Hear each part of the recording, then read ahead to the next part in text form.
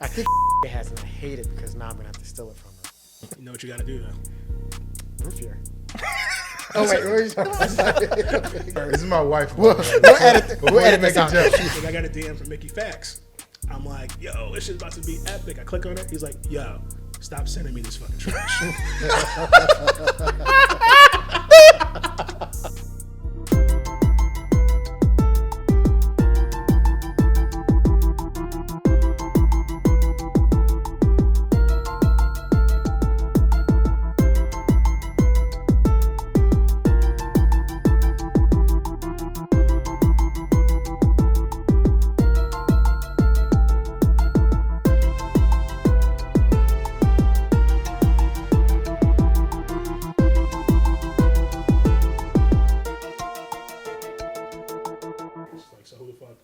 This nigga is trash. Well, it's the momentum and the wave.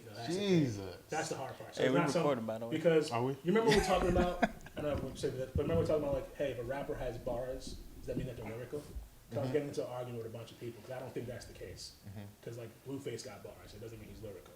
You know what I'm saying? It's like two different categories, but some people care about that, some people don't. So, like, someone will pay 6 figures because the momentum that Lil Baby has, they're going to ride that wave. That makes sense, but it's like if you're paying someone to get on your album, what do you get to pick what type of verse they're gonna spit? Because I've heard stories. It's like, you know, they pay somebody, they want the lyrical Lil Wayne to spit. Then you get on the album, he's doing all that auto tune and singing and stuff. Well, that depends. You can't control that. So, for instance, like if they're working out a deal and they're taking less to work something, or someone in their camp was like, "Yo, hook this guy up," they don't got to go 10 out of 10 because like you're paying me half of what I normally would get or less than what I normally get. So that's up to the rapper. So that comes out to how much they fuck with it. But you don't get to say, oh, well, you know, I paid for something else. I don't want this. Look, You can't turn it back? I don't personally.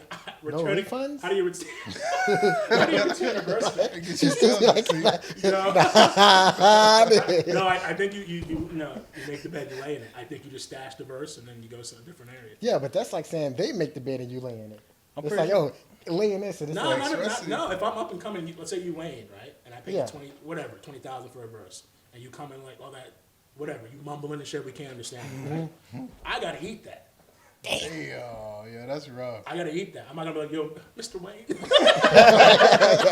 About that verse. Who the fuck am I to ask Wayne to rewrite his verse? Would you turn down anybody? Like if somebody said, "Hey, I heard you up and coming. How about I jump on that track with you or something?" I'll charge him. So for me, like right now, really? How the tables turn? No. So be honest with you, like this is a perfect example. So 2 days ago, it happened. Yeah, somebody we know. No one you know. He's in Charlotte. He's from Chicago, and he wants a verse from me. I listened to the song and I was like, "This is fucking trash." But in a TikTok video. This is trash. And then normally what I'll do, like I said it to Larry, yo, listen to this. Just make sure I'm not crazy. He's like, yo, this shit is trash. I was like, all right, cool. Can you say his name? We're recording, by the way. No. I ain't gonna do that to him. So now, as me looking at him, I'm like, all right, cool. What do I get out of this if I jump on this track, right? So if he has like a fan base I may want to tap in with, like strategically thinking, I'm still up and coming, I can get my sound to his fan base, right? I may get 1 or 2 or 3 people pulled to this side. But I'm not going to do that for free because like I have to now write something that I feel like may not necessarily be me, but like I wouldn't necessarily fuck with off the bat. So I'm going to charge him. I already spoke to him, like he's going to pay, so it is what it is. But then like I got another person who's from the Bronx who hit me up. He's like, yo, can you hop on this real quick? I got an idea, whole game plan. His shit is fire, and I fuck with his fan base. So at that point, I'm like, I'm not gonna charge you because like this is me. This is my lane. If that makes sense. Yeah. So. How can you say how much you want to charge? Yeah, $250. $250. Okay. Because at the end of the day, I'm not anybody to be like, yo. Yeah. You know what I'm saying? I think that would be like, yo, let me get a G. Whatever case. I think that's a lot for anyone up and coming. I don't think that's fair to ask. Yeah. I'm still gonna get my name out there. So.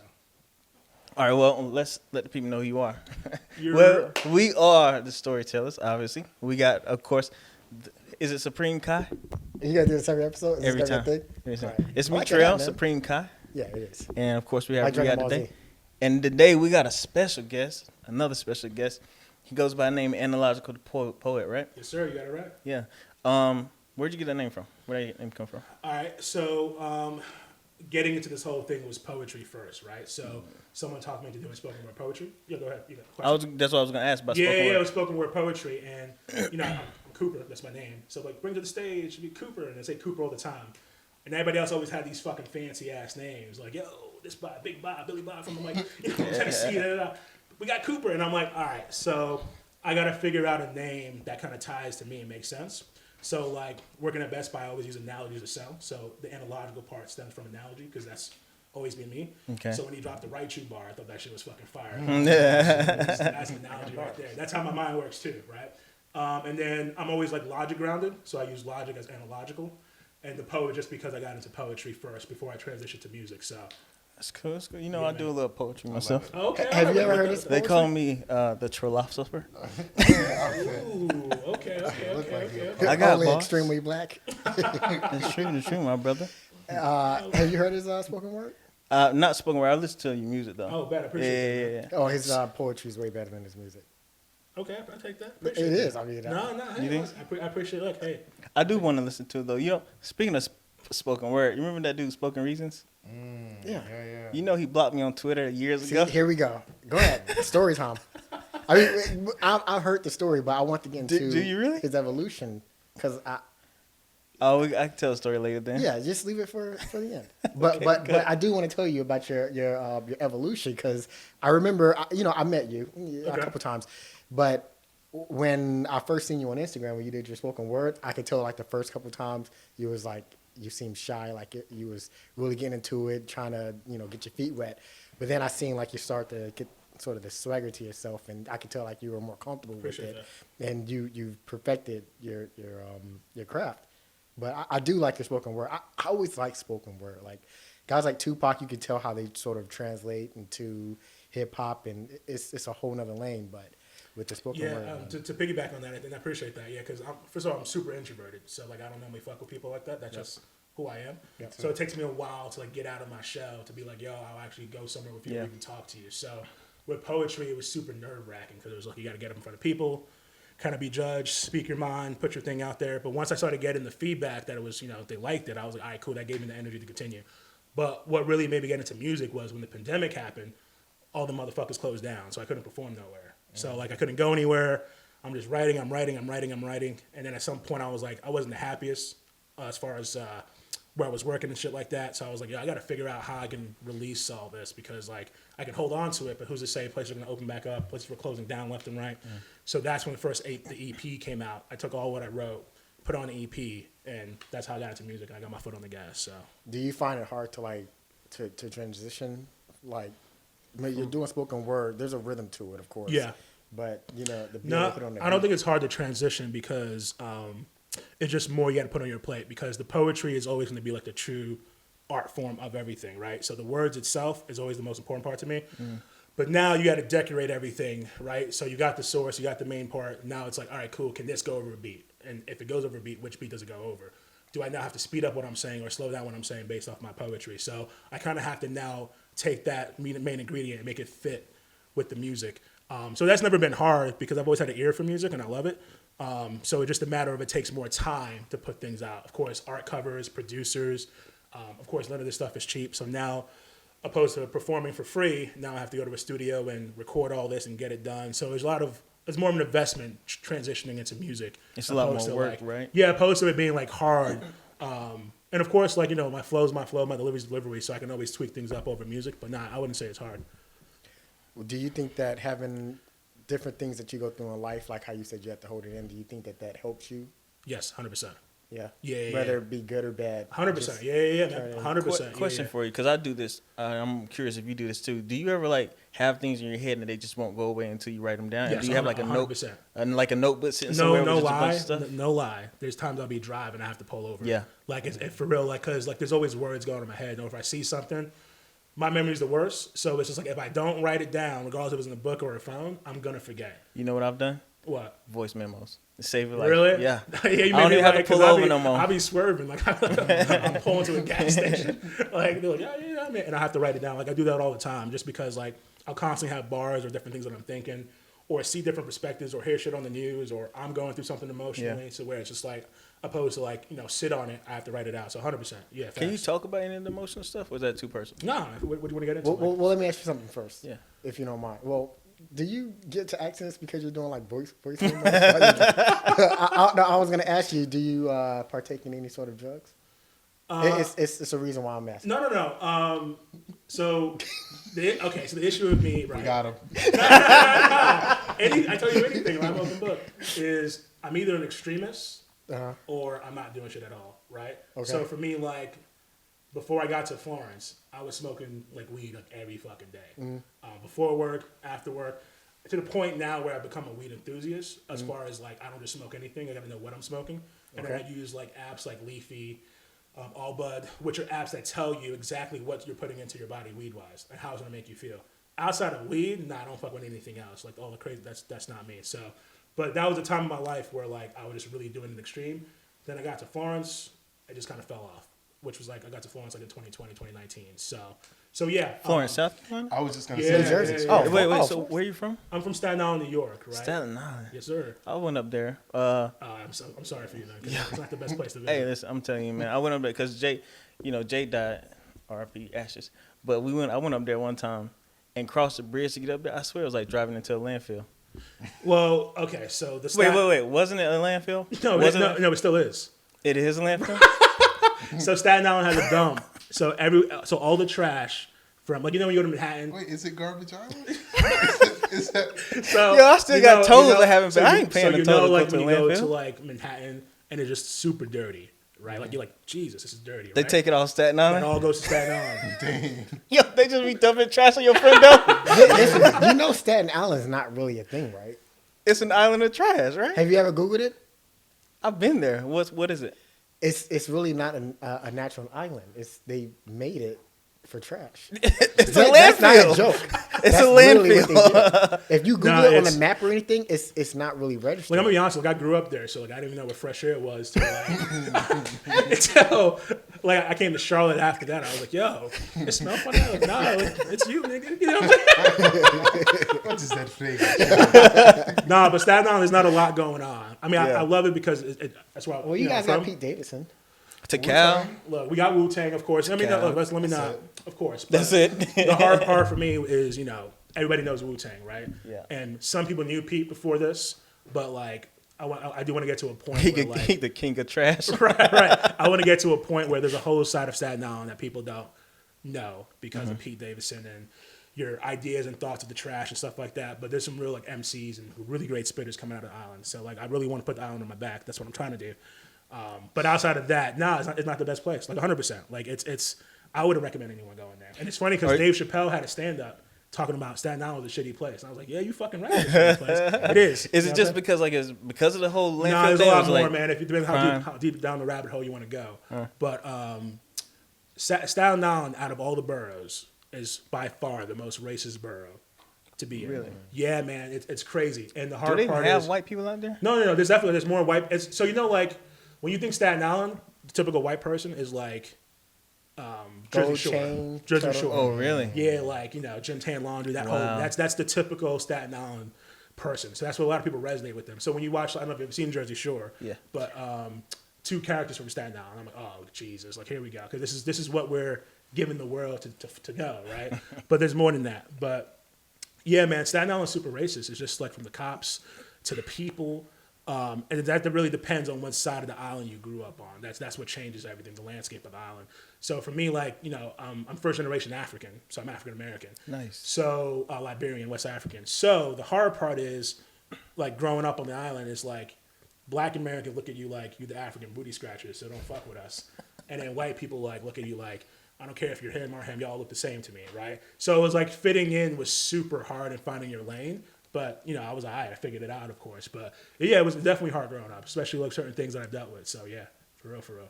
That's dope. I got a question about, like, the whole fitting in thing. Like, what is it like for you to try to fit into, like, what you had? Because you had, like you said, you had the black people who were American. It's like, you African blues crowd. You had the white people. Like, what group did you mostly Honestly, fit in most with? of my friends are Filipino, Spanish. I do have some black friends, a few white friends. But the core of my friends are, like, Filipino and Spanish. Yeah. It was easy to get along with them? Yeah, I mean, they were chill. Because they're immigrants, too, right? I mean, that's the reason why. Yeah. Exactly. So it was always they always chill. They always accepted me for what it was, and to this day, I still fuck with them and talk to them. Yeah. So for me, like, yeah, that's kind of where I got in. But the hard part is, you know, keep in mind I'm a kid, so I can't control what school I'm going to or Right. where I'm being placed or where I live. So essentially, you know, my parents being African, like I grew up in Park Hill Projects when I was a kid, which is where the Wu-Tang's from. Yeah. So not every Wu-Tang member, but some of them. Yeah. So the hard part is like my parents see what's going on, and they're like, you can't hang out with any of these motherfuckers. Wait, how old are you? I am 32. Okay, I was wondering if you were growing up at the same time as them, but no. Yeah. So like, Was it still bad like that when you were growing up? Because like we're talking, I was born in '89, but I didn't get to Staten until '92. So from '92 to about 2000 when I moved out of Park Hill. Okay. And the hard part is, I mean, 36 Chambers came out in '94, right? So right. So Niggas was wild. so for me, yeah, niggas were wilding in the project. So for me, like as a kid, I don't know what the fuck's going on. But my parents are just like, yo, like you guys don't do this, don't listen to this. They really kept me sheltered from, you know, that to where eventually it found me. But like that's. They didn't tell you to protect your neck. Look, you think my parents weren't even listening to Wu-Tang. They just knew like, look, don't dress like this, don't do that. Yeah, because they came. They told you not to sag your pants? Oh, dude, they came from. My parents are from Africa. Like they don't play that that shit. is right. They're super strict. They don't play any of that I'm shit. gonna make man. a joke, but I'm Nah, you good. They don't play any of that shit, bro. So for me, it was different because then they tried to put me in like these other schools with white kids. So I had to grow up with that.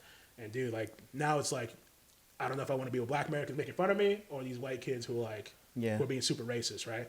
So it was always a balance, but you know I figured it out like I said. So yeah. Well, I asked you about the drugs because I just want to know if that helped with the creative process. It used to, not anymore. I say that because like I want to get to I've always wanted to get to a point where like I don't want to smoke and then write and then feel like I needed it, or drink and write and then feel like I needed it. So like during the pandemic, like I was completely sober, so I just dealt with my emotions head on. So for me, like the whole EP was done sober. Like I didn't drink to any of that. So I really just had to dig in my bag of like what's bothering me, pick out a topic, write about it, or like hey, what's going on with this, write about it, and that's kind of handle it. So, Was it easier to focus when you got more sober? Like, was it easier to focus on just writing and making your content? Yeah, because I dealt with a time where like, you know, drugs were like, I did it every day. Yeah. Especially like in college and towards the end point of high school. So it was like, to be like, yo, like I can actually tap into my talent and not have like a key to open the door, if that makes sense. Yeah, that's interesting because you have like Jordan Peele who said that when he was on Mad TV, he wanted to write movies and stuff. He was like, but he was smoking every day. He had so many great ideas, but he never started working on them. And then he was like, I was just too lazy. I smoked so much that I would just feel lazy and just, you know, I had all these ideas, but I didn't do any work. As soon as I stopped smoking, then all the work started coming. Yeah, because sometimes, you know, you think it's a blessing and it's helping you out, but really it's a wall, you know what I'm saying? And not for everybody. It becomes a crutch where you feel like you need the wall. Some people, but I mean, you look at Lil Wayne, this nigga smokes, Snoop Dogg, like I'm sure like that's a part of their process, you know what I'm saying? So I think everybody's different, but you gotta, at some points, take a step back and figure out who the fuck you are and then be like, all right, cool, is this me? And what does this movie look like if it is? If it's not me, then what does this movie look like? And that's just not me.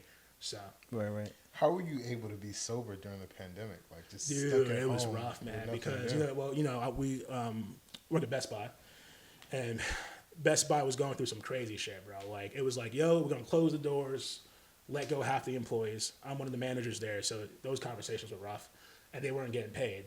Then we couldn't let customers in, so we're doing this shit where people were driving up to the door like a drive-through and giving them their product. And then like we didn't know there was no certainty of what the fuck was going on.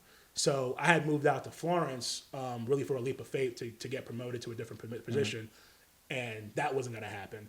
And during the pandemic, I really like had to sit down and like realize like, yo, like, am I gonna be at Best Buy? And if I'm being at Best Buy, then I gotta move again, and I don't want to do that.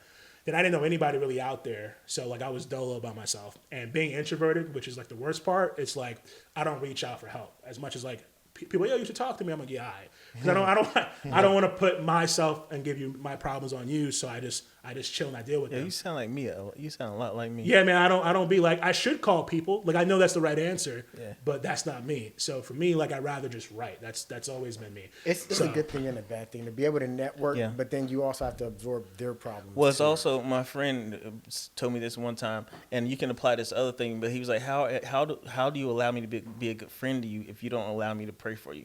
Like if you don't tell me what I need to pray for, how can I be a good friend to you? And I feel like the same way when you need somebody to reach out. Like how do you expect for me to be a good friend of you if you don't tell me what you need? Right. I think I've told you. Is that supposed to be me?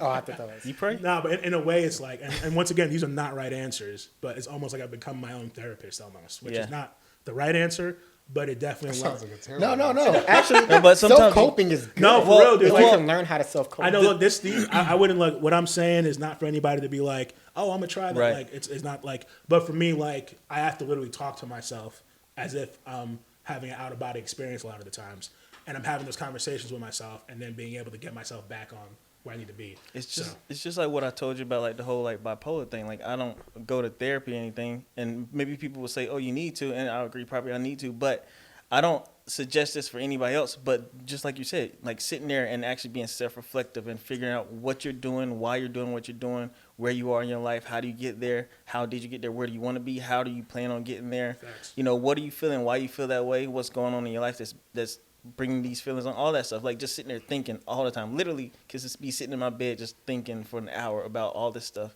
and come to some kind of conclusion or something. Exactly. It's just having a conversation with yourself. Sometimes it's even like just sitting there crying for like 15 minutes and then figuring out afterwards, all right, I got that out of my system. Now where do I go next?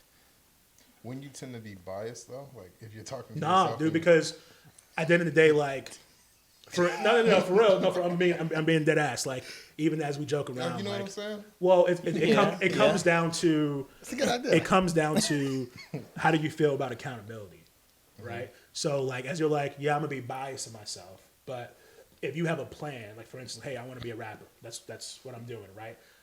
I either can be like, yeah, don't write this today, or be like, well, bro, you're about to quit your job and not have a source of income, so you better figure this shit the fuck out, right? I got to hold myself accountable to my plan and my goals.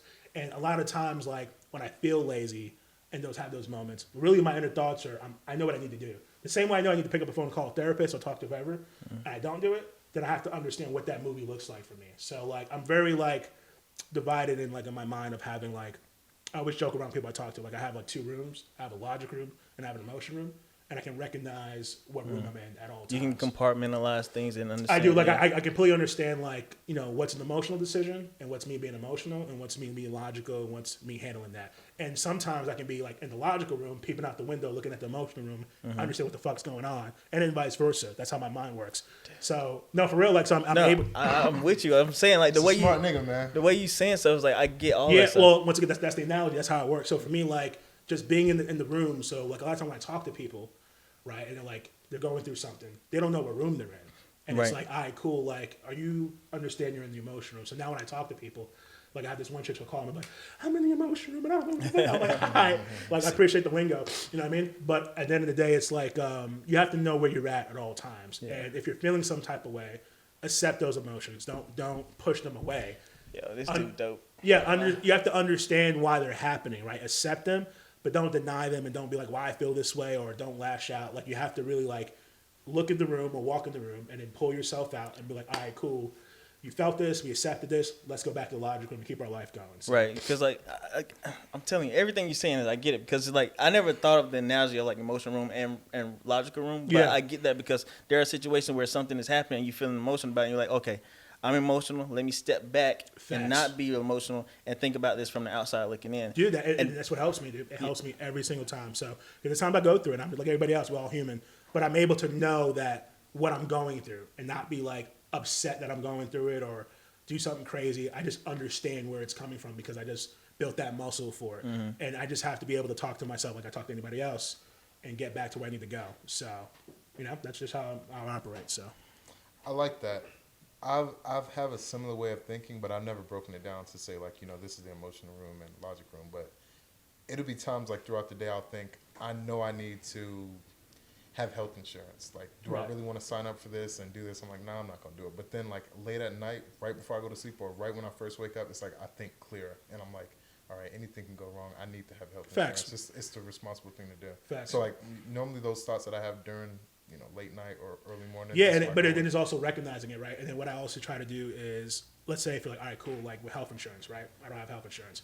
Then let's look out how these movies play out with health insurance and without health insurance and play long term. So for me, like, you may be like, I don't need health insurance right now, right? But 6 months down the line from now, whatever you may do. Fall down the steps. You don't know, right? So for me, like, then you probably should have some urgency, and that's logic speaking, to sign up for this shit before something happens, right? That's just how my mind works. And this here, like this process is the difference between a person moving past situations and another person either being an alcoholic or killing themselves. Right. Because like they don't know how to process it. They've never had to sit down and think about it. Right. In fact, they're trying to escape it. Exactly. And you know, it's funny because I was telling this chick that I'm actually thinking about writing a book around all this. Like, I guess I just gathered a lot of information. I think you'd be a good author. I appreciate it, man. Just going by the way you speak, you seem like you've got all your thoughts together, and just going off of the way you rap, the things that you rap about, and how you do it. I appreciate that. That means a lot. That means a lot because I think it could definitely help other people just identifying where you're at. Because I think the thing is, like, when you think about suicide, it's you're in the emotion room, but you necessarily don't know how to get out, and you necessarily don't think there's even a room. So you're just dealing with everything that's in there. And the issue with sleeping in the emotion room overnight, it's like it's packing on you on so many different things. That's deep. And then, right? You and wake now up you're in the same there, room. you're paying rent, you got a mortgage, you're putting dressers and shit. Like, bro, you're in the emotion room. You need to step out for a little bit. And I think that's what people start to, when they live there, you know, especially working at Best Buy, I can tell, like, when customers freak out. Like, I had one lady, like, I was doing a return, and she paid with a gift card. So I gave her a gift card back because the way Best Buy works, what you give us, we give it back to you. She flipped the fuck out. She's like, I don't want a gift card. And I'm just like, all right. Deep down, like, you've been in the emotion room all your fucking life, clearly, right? And no one's told you any fucking different. Yeah. So someone has allowed you to stay here and build up shop. That's what this is. Now, that's me identifying off a rip. So now I have to understand that I can't be mad and we both be in the emotion room. So I have to shift gears and be in the logical room as much as possible. Someone has to go in someone's room, and I'm not going in fucking yours. That's just the way it is. Yeah. We gotta take a break real quick, but when we get back, I want to talk about your music some more. Yeah, let's do it. Let's do it. I really hate going out. Why do I have to do this? Well, You wanted to be a rapper, right? I do. I mean, like, I have these visions but it's hard to get out and deal with people. Palms are sweaty, knees weak, arms are heavy. There's vomit on his jacket already. Surprise confetti, he's nervous. On the surface, he looks ready to die, no biggie. I read the table, fake the funk, per will, get jiggy. Someone come and save me like Uber, I need a lift. Cause I hate it here, sounding like Jaden Smith. I'm always like an advocate for like the roll in. Like if you're just talking, just roll it in, man. Yeah, but I don't want to miss anything. Like if I'm about to ask him a question, I don't want to miss it. Cause that's the thing. You gotta already have it loaded in your head, and then you have to. Yeah, it's loaded. I'm ready to ask him. You have to roll into the conversation naturally. I just don't want to ask him until we start recording. That's what I'm saying. But I mean, you can keep talking right now. No, I mean, I want to hear what you got to say since you had to wait the whole time. Yeah. Do you not understand how We had to take a recording 30-minute things break work? for what? We can take a 30-minute break. You see, I deal with. We do this all the time. But hey, that's family though. Anyway, my question I wanted to ask you, because Yeah. you said you packed up your bag off camera. You said you packed up your bags, like trash bags, right? Yeah. And came down to Charlotte. What made you leave Staten Island and come down? All here? right, so- especially because you do music, right? Well, New York so- is a mecca of rap. Yeah, so got into college, I dropped out. It just wasn't for me. And I don't want to say I was hanging around with the wrong people, because I still talk to them to this day, but I was definitely doing the wrong things at the wrong time, right? So my parents were paying for college, my dad was particularly, and I dropped out. So we got into this huge riff of me not going to school, and then essentially he was retiring because he's a lot older, so he was moving on to Florida, so the whole family was moving to Florida. I was like, yeah, I'm not going. So we got into an argument about that. They ended up leaving. I ended up staying on Staten Island by myself for like 2 to 3 years. And I'm gonna be honest with you, like during that time frame, we're talking about like 19 to like 22. I was definitely lost, put it that way. So I also had pride issues and ego issues. So for me, like when I got a call from my sister, because she was in Florida, just 3 years later, she was like, yo, I hate it out here. I was struggling, man. Like top ramen, tuna fish cans, like fucking Living college life. struggling, right? But no college. So like, because that's all I could afford. And New York is so expensive. It's like fucking apartments. Like you open the front door, you're in the backyard. Like it's fucking small as shit. You know what I'm saying? like it's fucking small, bro. So like at that time, she hit me up. She was just like, yo, like Florida's not it. I'm thinking about moving to Charlotte. I would strongly advise, because I wasn't really telling how I was feeling because I'm introverted. I'm like, yeah, Staten Island's good. You know, I mean, scooping a tuna fish, you know what I'm saying? So she was like, you should really check out Charlotte, da-da-da-da-da. So I started doing some research, and Charlotte was, they went to Jacksonville, Florida, which I'm just not, that's not my lifestyle. For instance, like when I went there to visit, like they didn't have Wi-Fi. I was like, yeah, this ain't happening. Really? So, yeah. It was, Jacksonville? Yeah, well, they were in the boons. Like it was Yeah. with my parents. Because my dad had this vision of like just being cut off, and I'm like, yeah, that's not me. So your sister, Yeah, so I have 2 sisters. I have my middle sister. She went down with them. My other sister, I think she was in Brooklyn. She stayed somewhere. But at that time, essentially, I was just dolo. I was by myself. Yeah. So when I got the call, I was just like, yo, you really need to grow up and check out Charlotte. So I did. And it had a lot of up and coming things. And it was like a mini city. So it was like a smaller New York, but a lot cleaner. So then at that point, I'm still with Best Buy. I hit up a few Best Buys. I hit up 3 particularly. 2 were like, yeah, if you come down here, we have to cut your New York pay because I was making more.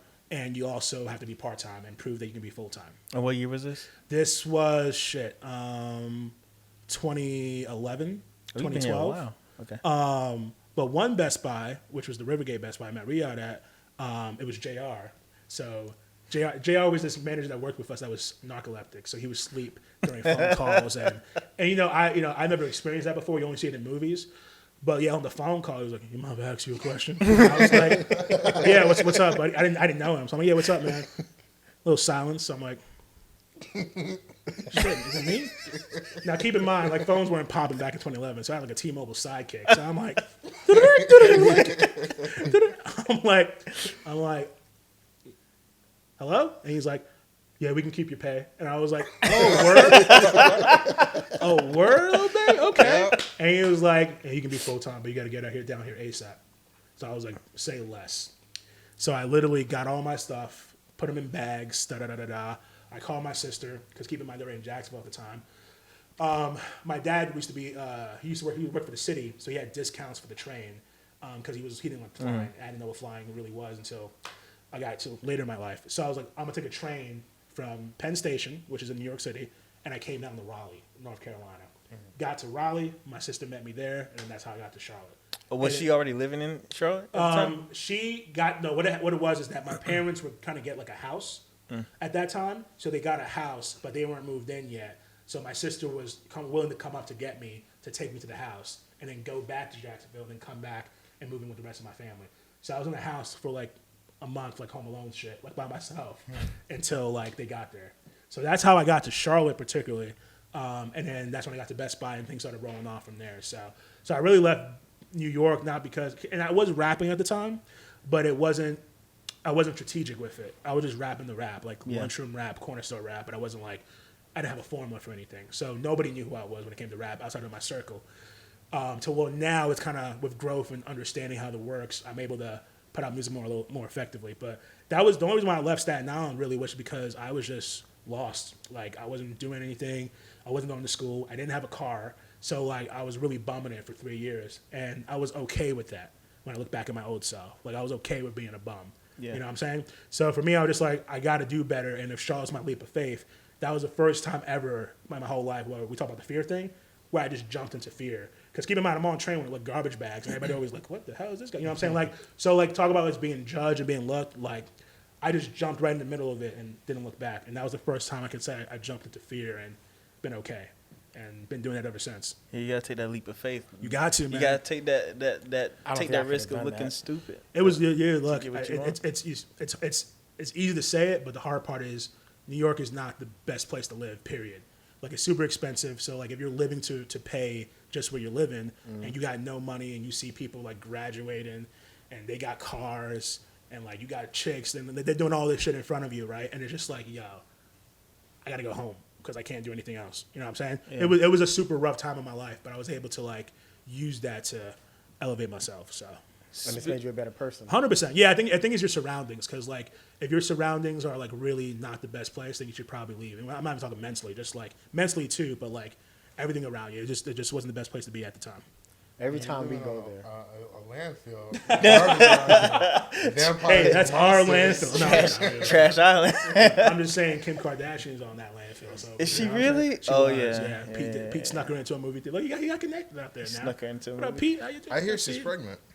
By Pete? Oh The my trash God! baby, If yeah. she gets pregnant Really? by Pete, Let's go, Staten Island. Y'all did it. Y'all did it. Kanye is gonna set the nukes off. It's over. Kanye already set the nukes off, though. He got more coming. Jesus, man. What does he call him? Skeet? He called him Skeet Davidson. You saw the His it was video? Skeet Davidson, That's right? how you fake news? Yeah, I seen it.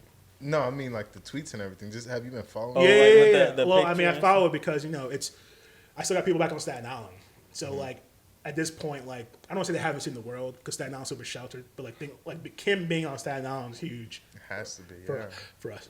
Like, yo, Kim's at the movie theater. I'm like, that movie theater? Yeah, the one we used to Oh, go. the one- Really? yeah. Speaking of New York, though, you Kim's might a piece of garbage, though. So You she think so? belongs there. Absolutely. Did y'all see the video of her talking about get out there and do some work? Yes. You know, at this point now, like, I don't know if it's just the times that we live in, but I look forward to the comments. The comment section. That's Oh, awesome. that's The how we comments do all it. day. But I don't know if it's always been that way. I feel like it's just like to the comments because after she said that, oh man, You know people They had can smell the smoke. comments. Yeah. people went off, bro. The comments are always funny and The everything. It comment was the section. same is thing like- with Chloe too, because Chloe caused that big uproar and she was like, "Yeah, you know, you just got to get off your butt and go exercise, and you can't just sit around eating Oh, ice cream but all then day." she When got she had all- like all the lipo and people were going, yeah, no, it must be nice. yeah. Yeah, Yo, yeah. Speaking of comments, I just want to bring up something. I be getting in trouble on TikTok a lot. okay. I don't know if you ever heard me say that on the show. Every video I look at, he has comments on it. It'd be like random videos. I'm like, And he'll have like does he 11,000 just likes. comment on everybody? And it all the don't even be time. funny. Like, It don't be the most funny. Wait, just- like I'll comment and then he'll comment on my comment. And Well, then he'll get off. they be Manny or something, or well, my videos be getting taken down and they be like smacking me on the hand, but my Really? comments be blowing up, and people don't be liking my He'd be comments like a sometimes. guy who lost his hands or something in a machine accident. He'll be like, "Hey, give that guy a hand." Boom. 10,000 comments. and More likes and creative stuff than like that. Best comment Oh, ever, man. hands down. This one I got video, you. I'm gonna see if I can show you to you really quick because I'll probably put it in there. But like this one right here, right? It's a Disney cruise and they're playing this song here.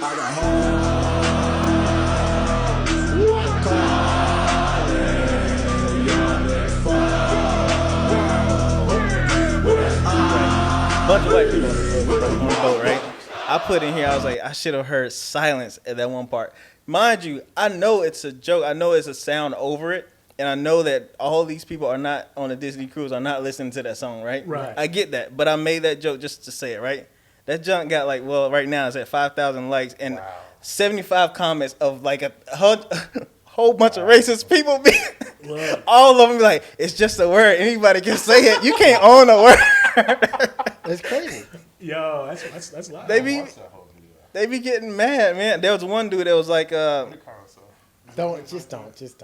You know, They gonna blame us. I'll tell you how my mind works real quick, right? So like, you could take that and flip that into something. Like as far as like being the guy who like comes in and make a comment somehow, Yeah. or being branded for that. Because I was like there's two people. There's one guy on TikTok who like he's like this person said they hate McDonald's filet o fish sandwich, and then he'd be like, yeah. I made the He's really good. Yeah. He's like, I I love made the those. McDonald's Facebook page and said that, oh, we hate you too or something Yo, like that's that. like it's the corporate that's page. it's the little things, man. You gotta flip it and make That it. dude is Like the hilarious, CEOs be like talking to him like, we've never heard of you, and he'll have all the information. It's like, yo, yeah, I was. It'll be recommended by like Kelly. for example the McDonald's. It'll be like I hate McDonald's thing or whatever. McDonald's filet o fish, and then he'll make a McDonald's page and be like, oh, we hate you too, and then the person will reply, oh, never I'll eaten never- there. Thank you for writing that. I'll Yo, make sure I'll write the the guy- corporate. And no, then no, he'll no, make no, a no, no, corporate no. page of like, we don't want your letter. The guy would be like, oh well, thanks McDonald's. I'm never gonna eat there again. I guess I'll be going to Burger King from now on. And then he'll make a Burger King one and be like, we don't want you here either. Nah, for real though. There's someone on I can't remember. I think his name is Chigs. He does like whenever like a rapper goes live, he records the whole thing, and then he puts it on his YouTube, and YouTube pays him at this point. So like rappers be like, so when the whole Slaughterhouse thing happened, when they were arguing, Oh yeah. Joe Budden was like, y'all know chicks is in the comments. Oh, of course. Right. So I didn't catch that. So now he's branded himself. I think his name is Chicks. I could be saying it wrong, but I think that's his name. He's branded himself to like jump into people's lives and take that and then reflip it on YouTube and then have conversations. So it's crazy. So I remember that with the cartoon guy. You remember with the Joe Budden podcast, it was always a guy who would take little clips and he would do like the animated thing. And he's like, all right, Yeah. You know he's about to get this one right here. That's going to be perfect. Yeah. That's look. He blew up from that. It'd be that easy. I mean, you got people that do that for Joe Rogan. There was this Rooster Teeth podcast, Red versus Blue. Mm-hmm. They have a podcast, and the guy who was doing it for them, they end up hiring him. So now he does it. He's part of the staff now. Nice. But yeah, you can make money anyway on the internet. That easy, man. It's that easy. So now you get paid for loving what you do that you would be doing for free. So I be thinking, like, I'll see videos go viral, and I'm like, damn, I could have did that. Like, more recently, a lady went to like her grandparents' house and went through the cabinet and looked at all the stuff that was expired and was just showing like, all right, here's some pepper from 1964. Oh, like all black people households always got expired seasonings. Yeah, he does that anyways at our house. He'll come in and be like, "Oh, I see you guys still have eggs in here. You know what? They're gonna turn into chickens one day." Yeah, mom's bad about that. That's funny. Like sometimes I be getting on TikTok like, oh, I got a good idea for this, but then I pull out my phone like, it's too much work. I don't be wanting to do it. Look, now you just to get paid for something you do natural, man. You're going to comment regardless. So. I made like a few videos. I'm not even trying that hard, but I made a few videos. I swear, man, like just a 15-second video would be taking like an hour. You made a movie. What? You made a short movie. A short film? Oh, that was something different. I'm talking about like little TikTok videos. That short film was for a competition. Yeah, but then you just the short videos take a long time. Like, I'll do like a cooking thing. And you don't realize how much. I mean, you see like a 9-second clip once it's finished, but the work that goes into it. I can imagine. I don't have the patience for that. Right? Clips, all that. It's a power to people that do. I was thinking too, like when I was thinking about how much work goes into like little TikToks, like for like 9, 15, 20-minute seconds. You like, I understand how people are getting paid because like it's not like they're doing the hardest work, but they have to put work into it. Like if you look at somebody who's posting TikToks like 2-3 times a day, they're putting hours in on that. Right, and like on that clip, right? Yeah, exactly. It's a lot. Man. Imagine what music videos then take, because. Oh man, I know. You know like I've been on sets with music videos. The budgets, well, depending on who you are, but like they got big budgets, and the lighting that has to be changed. Right, yeah. The coloring that has to be done. Like film is Did you a watch big Genius? industry. Genius, what was it? Kanye. Yes, I did. Yeah, You talking about his documentary, right? Yeah. See, I try not to be like, you know, cause I listen to it like him, his music and stuff like that. So I try to be like, yo, I love the old Kanye, because he'd be like, you know, his evolution just kind of went left. But when you look at like the older stuff and watching that, for me, like it's super inspiring because like, especially the relationship with his mom. And he started off doing deaf poetry. Yeah, exactly. Which is crazy. I never knew that. And that's how a lot of times when you say, is it easy, or is it hard? Rather, is what you ask. It's not hard because like you're giving. In poetry, you're given the raw format. You know what I'm saying? So that's what you love doing, is really decorating it up after the fact. So I think he did All Falls Down when he did poetry. He did All Falls Down, but he spoke it. He did. Like I'm so subconscious. Yeah. Well, I mean, he spoke it, then he put that into a exactly. song. Exactly. That's the transition process. Do you make your own music, like the beats? Do you produce? Honestly, all I do is write. Right. So where do you get your music from? I network, man, because like I think with Instagram, it's become this like pool of people who are just super talented. And so Instagram, I'm on there like 90% of the time, and like I have producers now that I don't say they work for me because that'd be the wrong thing to say, but they definitely understand my brand and they understand that what I'm about and I understand what they're about. So like I got this one producer, his name is his tag name is Beatzoid. He's from Kazakhstan. So like every time I need to talk to him, it's like I'm sleeping, he's up, that kind of thing, right? He's provided me many of beats for my new album and then also for stuff that I have out before. And then I would say like there's another one produced by the Roses. His name is Roses. He's a dope guy. I've collabed with him. So what I try to do is I give any producer that I work with 50% of my royalties, which is a lot. Yeah. I was gonna ask, what do you do for them? So 50% of your royalties. How much, like as of right now, do you get that just from streaming? Like, yeah. So keep in mind, streaming's not like where the money's at, right? Right. So you don't really get a lot off streaming. But the idea is that if you believe in my brand, then I'm gonna give you half this cut, because I do believe like producers don't get the credit a lot of times. Like I'm on that boat of like me writing. I feel like it's really easy. I could never make a beat if I tried. Like I could never do it. Like I see people like send me some, I'm be honest, some trash. Dude, I've tried like, and do. Yeah. And I'm like, Like, bro, you got- why are you doing this to me? It's Why a lot are you of having work. to listen to this? We talked about that last time when Kia was here. That a lot of the music artists today trash lyrics, but the beat is sick. Right, and you got to look at And you don't give the producer the credit. as a fan, depending on, I know we all listen to hip hop, but it's what do you listen for, right? Because I was just talking with Larry about this. He was like, I listen to the beat, and I'm like, all right, cool. Then that means that producer had to get your attention before you even listen to me. Where me, I'm the opposite. I'm more of like, I got to hear what you got to say and listen to what you're saying to see if I can resonate with it. And if the beat is crazy, that's a plus. But either way, that's from a fan perspective. From the artist perspective, for me, it's like a lot of times I feel like producers just don't get credit, period. Right. Like we don't talk about their tags, we don't talk about the work that they put in. So any producer that I've worked with now knows they get 50%. And if they don't know, you know now. But essentially I do that because I want to make sure that it's a revolving door, because the strategic part of that is, all right, cool, if you're getting 50 and you fuck with the song, let's just say if you have like, I don't know, 10,000 followers, right? At that point, you have a reason to promote it because you're getting 50 of what I'm doing. Right, So that you like now this around. you're promoting your 50 while I'm talking to your fan base because you have a bigger fan base. And a lot of times what happens now is because I write really fast. Well, it got to a point, but now I do. But essentially now, like, people will be like, yo, I got this new beat, I'm going to send it your way. So now these producers are just sending me beats, and I'm just eating these beats, and I'm giving them 50 back. So the relationship there has really mattered as far as like me giving them credit. Shout outs every time I can. So yeah. Are you using all the beats they send you? Do you ever have? No, I wouldn't say all of them. I would say, they send beat packs, so it'll be like a buffet style of options, if that makes sense.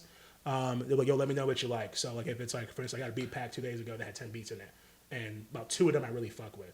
Now it doesn't mean I hate the other 8. They may come to me later, but 2 things, the mood I'm in right now, 2 of them I'm fucking with. Right. So, but I'll hold on to those. Excuse me. And I buy most stuff exclusive, so that way like no one else can use the beat. Because I just want to do the way I'm moving is super expensive, but I just know I believe in myself, and the investment part, I want to make sure that everything sounds right, sounds clean.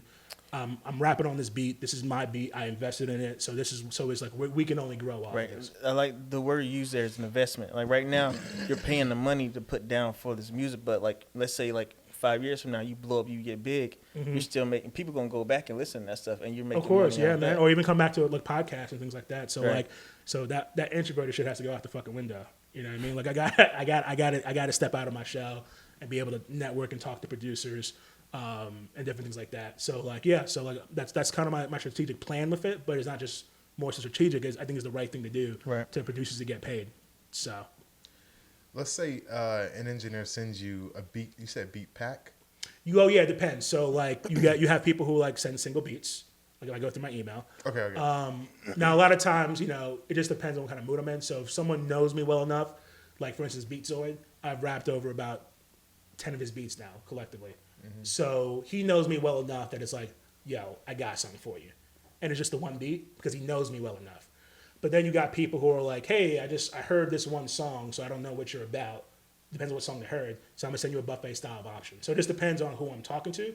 But a lot of times it can be more of a beat pack to where when I click the link, it's like, oh, this dude went in and he wants me to choose from 1 or 2, whatever the case may be. So And you're saying when you do like them, you go ahead and purchase it. So Yes, that correct. You have the rights. I either purchase it or like there's times people have just slid me shit and be like, you got this, you don't gotta pay me. What if they do that and they also send it to another artist and you're writing on this one beat that you absolutely love? You got it perfectly And you laid think out. It it's depends exclusive. on the relationship. So that's what it comes down to. So like with a lot of new producers, there is paperwork involved because like at this point, like I'm not gonna play a game of like I got a song and then my song comes out with somebody else, right?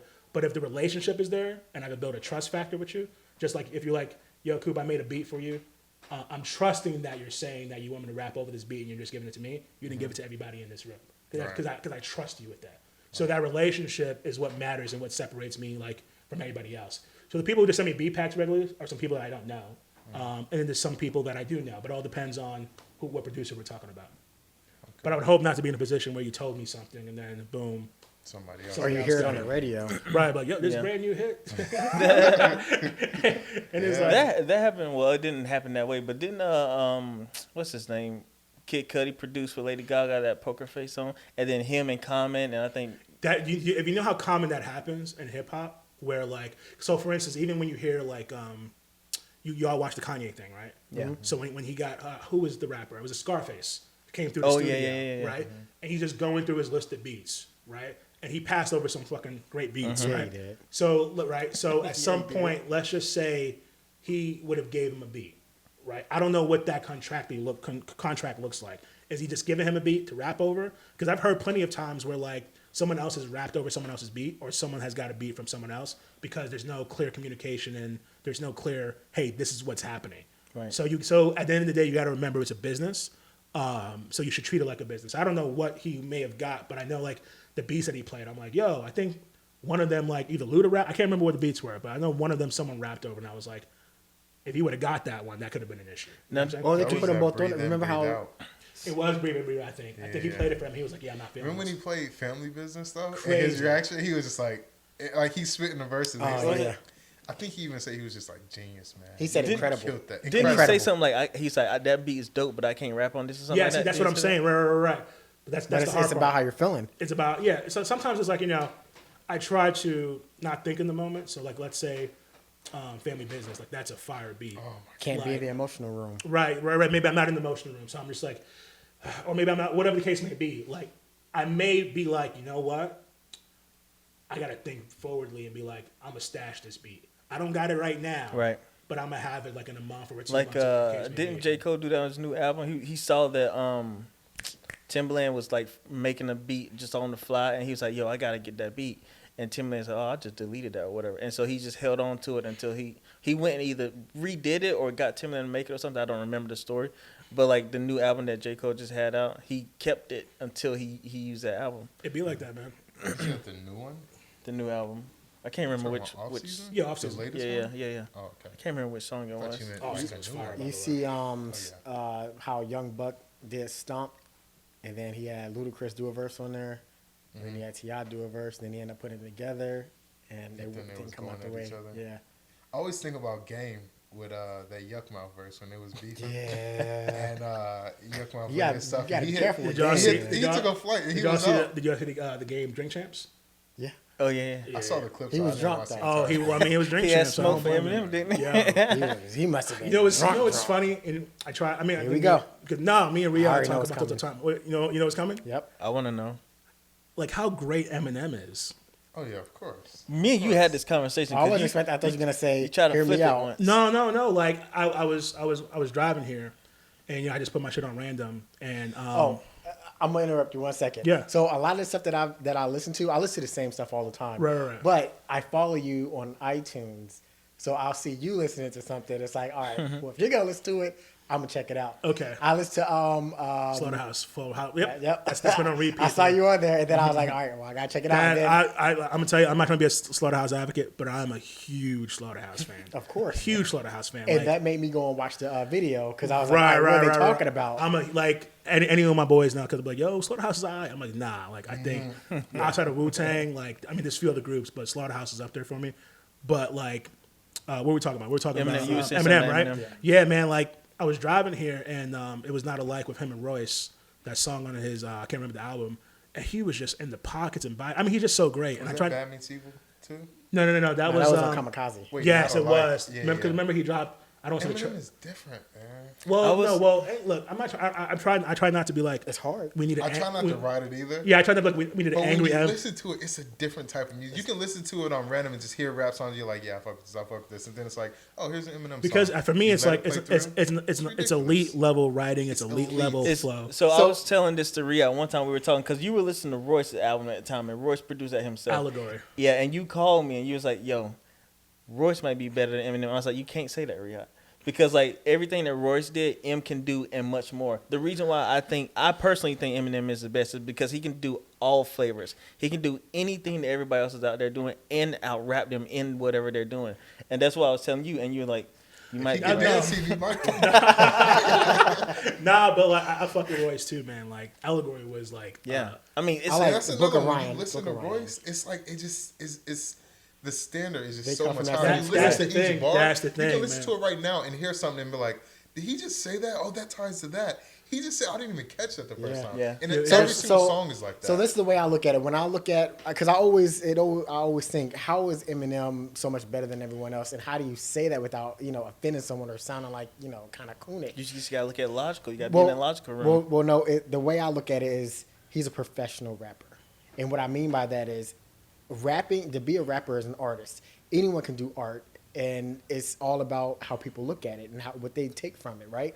But like when you look at something like basketball, there's a difference from us going out and playing a street game to looking at things that LeBron does. We can't emulate that. We can't do what LeBron James does. Yeah, we go out there and we wing it because we're going off sheer athleticism. Where LeBron has athleticism, but he also is very technical. Everything else. So when it comes to rap or any type of music, it's like when you listen to a certain artist, it's like I could have thought of that, or I could do that. But when you listen to Eminem, it's like, how do you come up with that? This boy hating on baby. No, I'm just saying. There's Did you say the babies? A million. Baby. Hey, calm down. We don't talk about the baby. There's like 1,000 little babies. Yeah, there's 1,000 Tekashis or Lil Pump. Little Pumps. There's 1,000. Uzi But when Verts. you look at somebody like Eminem or Kendrick, like just try to sit in the car and J. rap Cole. Kendrick's No, verse. but that's You it's can't. very You it's very cannot do it because of the cadence. You know is the way that no, but you know what it is? It's convenience, right?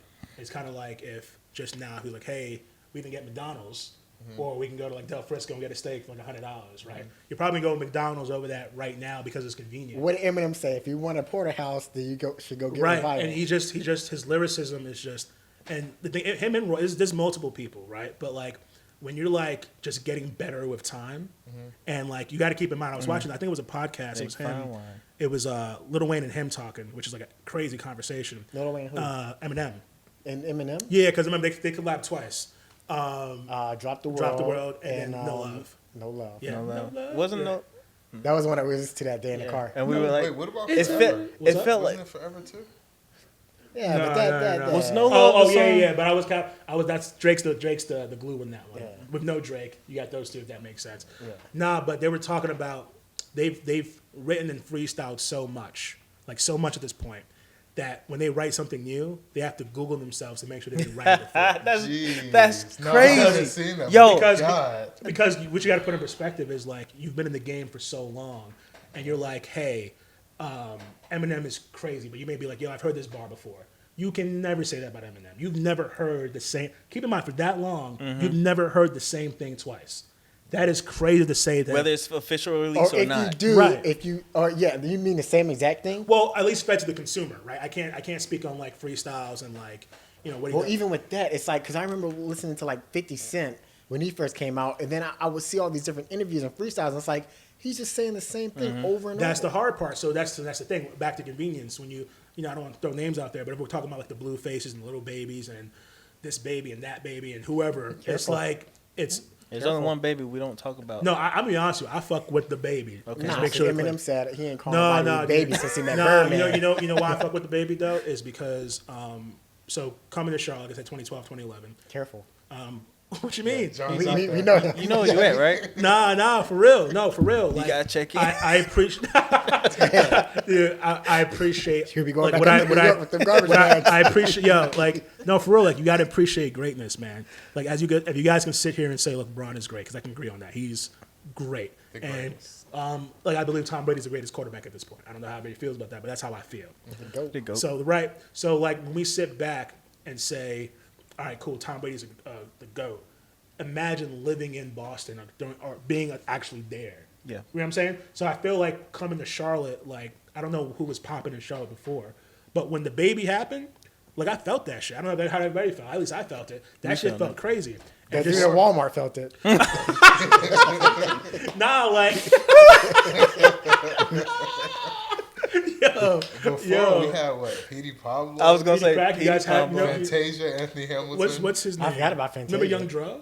Yeah. Yeah, I think he's from out here too. Young The Drug? one Yeah, he's from Pope out here, Notes, right? I thought he was from Memphis. Nah, I think he's from out here. Nah, you think about not Moneybagg Young Yo? Drug. Oh, you talking about the one that just died, right? Is that who you talking about? You think about the dude who was with T.I., who was beefing with T.I. That's Dro. Nah, Dro No, was no. with T.I. No, Young Dra was with T.I. Used He to had wear all the this. shoulder. used to No. No, Nah, he no, came on Shoulder Lean. No, he was Shoulder Lean. He's He thinking about the dude who died in the on the way to the strip club, and then they buried him in a casket.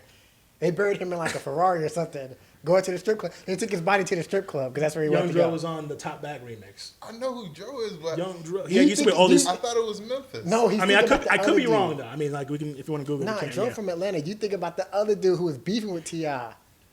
But nonetheless, I don't know who was popping off in Charlotte like that. Like I know, Yeah, right? nobody from like not. So the when you look baby. at like, And I thought P.D. Pablo was mystical. You know what I'm saying? For the So longest. so like when you look at like literally putting your city on the fucking map, like that's why we love him, man. you know what I'm yeah, we saying? do. Like you have to appreciate, regardless of whatever. I'll say you this. got to appreciate that. I'll say energy. this too: is no matter how people feel about what the baby did and stuff, even the fact that he's from Charlotte. I mean, he's from Charlotte, so we love him because of that. But the fact that he's not a bad rapper either. Right. Like you got like these. I don't know, like. What's the Here we in, go. No. I'm gonna say like but Namir. that's where like you trying not gotta to get shot right look now. at. But that's where you gotta look at like obviously M's the standard. We just said that, right? But at the end of the day, we know like he's an elite lyricist, right? And I think there's other elements that go into that. But what really drives me towards the baby is the flow and the cadence. Yeah. And the cadence. It's a niche. It's crisp. Right. It seems like a pro. He it's a made his own thing. It's a I love confidence cadence to where like he's just talking and he's spitting, and then I'm just like, yo, like this is different. That's another thing about him too, is that And like he's- that's a thing that's hard to do, to make your own style the Right. way the baby did. Like nobody's rap like the baby did. Do you think you're working on that? Do you think you've gotten that all the way? Or Yo, or I've got you some new gotta work stuff on coming that? out that I wish like. I have a question okay. for you. Yeah. Are you afraid of what Eminem and Lil Wayne talked about? Like, are you afraid of like making so much music to the point where you're gonna be like, what else can I say? No, I'm not afraid of that. I would actually want that because that's a good problem to have. It pushed you That's forward. a good. That's a Put great you in that problem. problem. That's imagine telling someone, hold up, I got to Google myself before I spit. You'd be like, Yeah. this guy out here is a like, you know what I'm But saying? this is that comfort zone we talked about, where you get to a point where you make so many albums, you make so much, you spit so many lyrics, where you're like, all right, now I gotta step it up That's because good. I'm gonna bring start. that problem. Yeah. Bring that problem. Yeah. Right. Like, you know, it's funny because, you know, Larry, the guy I keep talking about, he always asks me, he's like, yo, would you ever rap with M or Royce or these people that you like? I'm like, of course I would. I mean, I may get bodied. I mean, they'll wrap circles around you. You know, yeah, look, but you know what? I'm going out I fighting. thought about I'm telling that. you right now. I was like, Hold listen, on. if I write something for Eminem and then he send me back his verse, I'm But like, you know I'm how doing many- this but- over. But this is what this is the point I want to get. yeah, go ahead. So Slaughterhouse is a perfect example. The reason they call it Slaughterhouse because They're trying to kill each other. Right. So when you're in a room, imagine being in a room with Crooked Eye, with Joe Button, Good gracious. Royce, Ortiz, Joel Ortiz. So imagine writing down a verse and then bringing it to the table, and then you see what the other three wrote, and it's like, I got to go back to the drawing board. No, you do. At the end you of the bring day, you bring your raps to the table, like you crumb that joke up. at the end of the day, imagine how the finished product was. But I love when I say I love that shit. I Gotta love be that pushed. shit Yeah, that's- because that is- I love that competitive sense. Oh the my saying? God. I love that Sharpen competitive drive. steel. Steel sharpens steel, No, Like- it's iron sharpens iron. or iron sharp iron. Well, something sharper than something in that room. Well, in that case, that's what it No, is. but no, like I bring it on, man. Like I love that shit because like you gotta, if you want to be great, this is what you gotta do. You know what I'm saying? Like, Can we play a quick lightning round when you're done? Sure, that's fine. Yeah. But you got- I just want to ask you a couple questions because I want to pick your mind. Cause yeah, that's not a problem. You're in We this. can do it now if you want. Yeah, Let's do it. Yeah. Let's take a break real quick.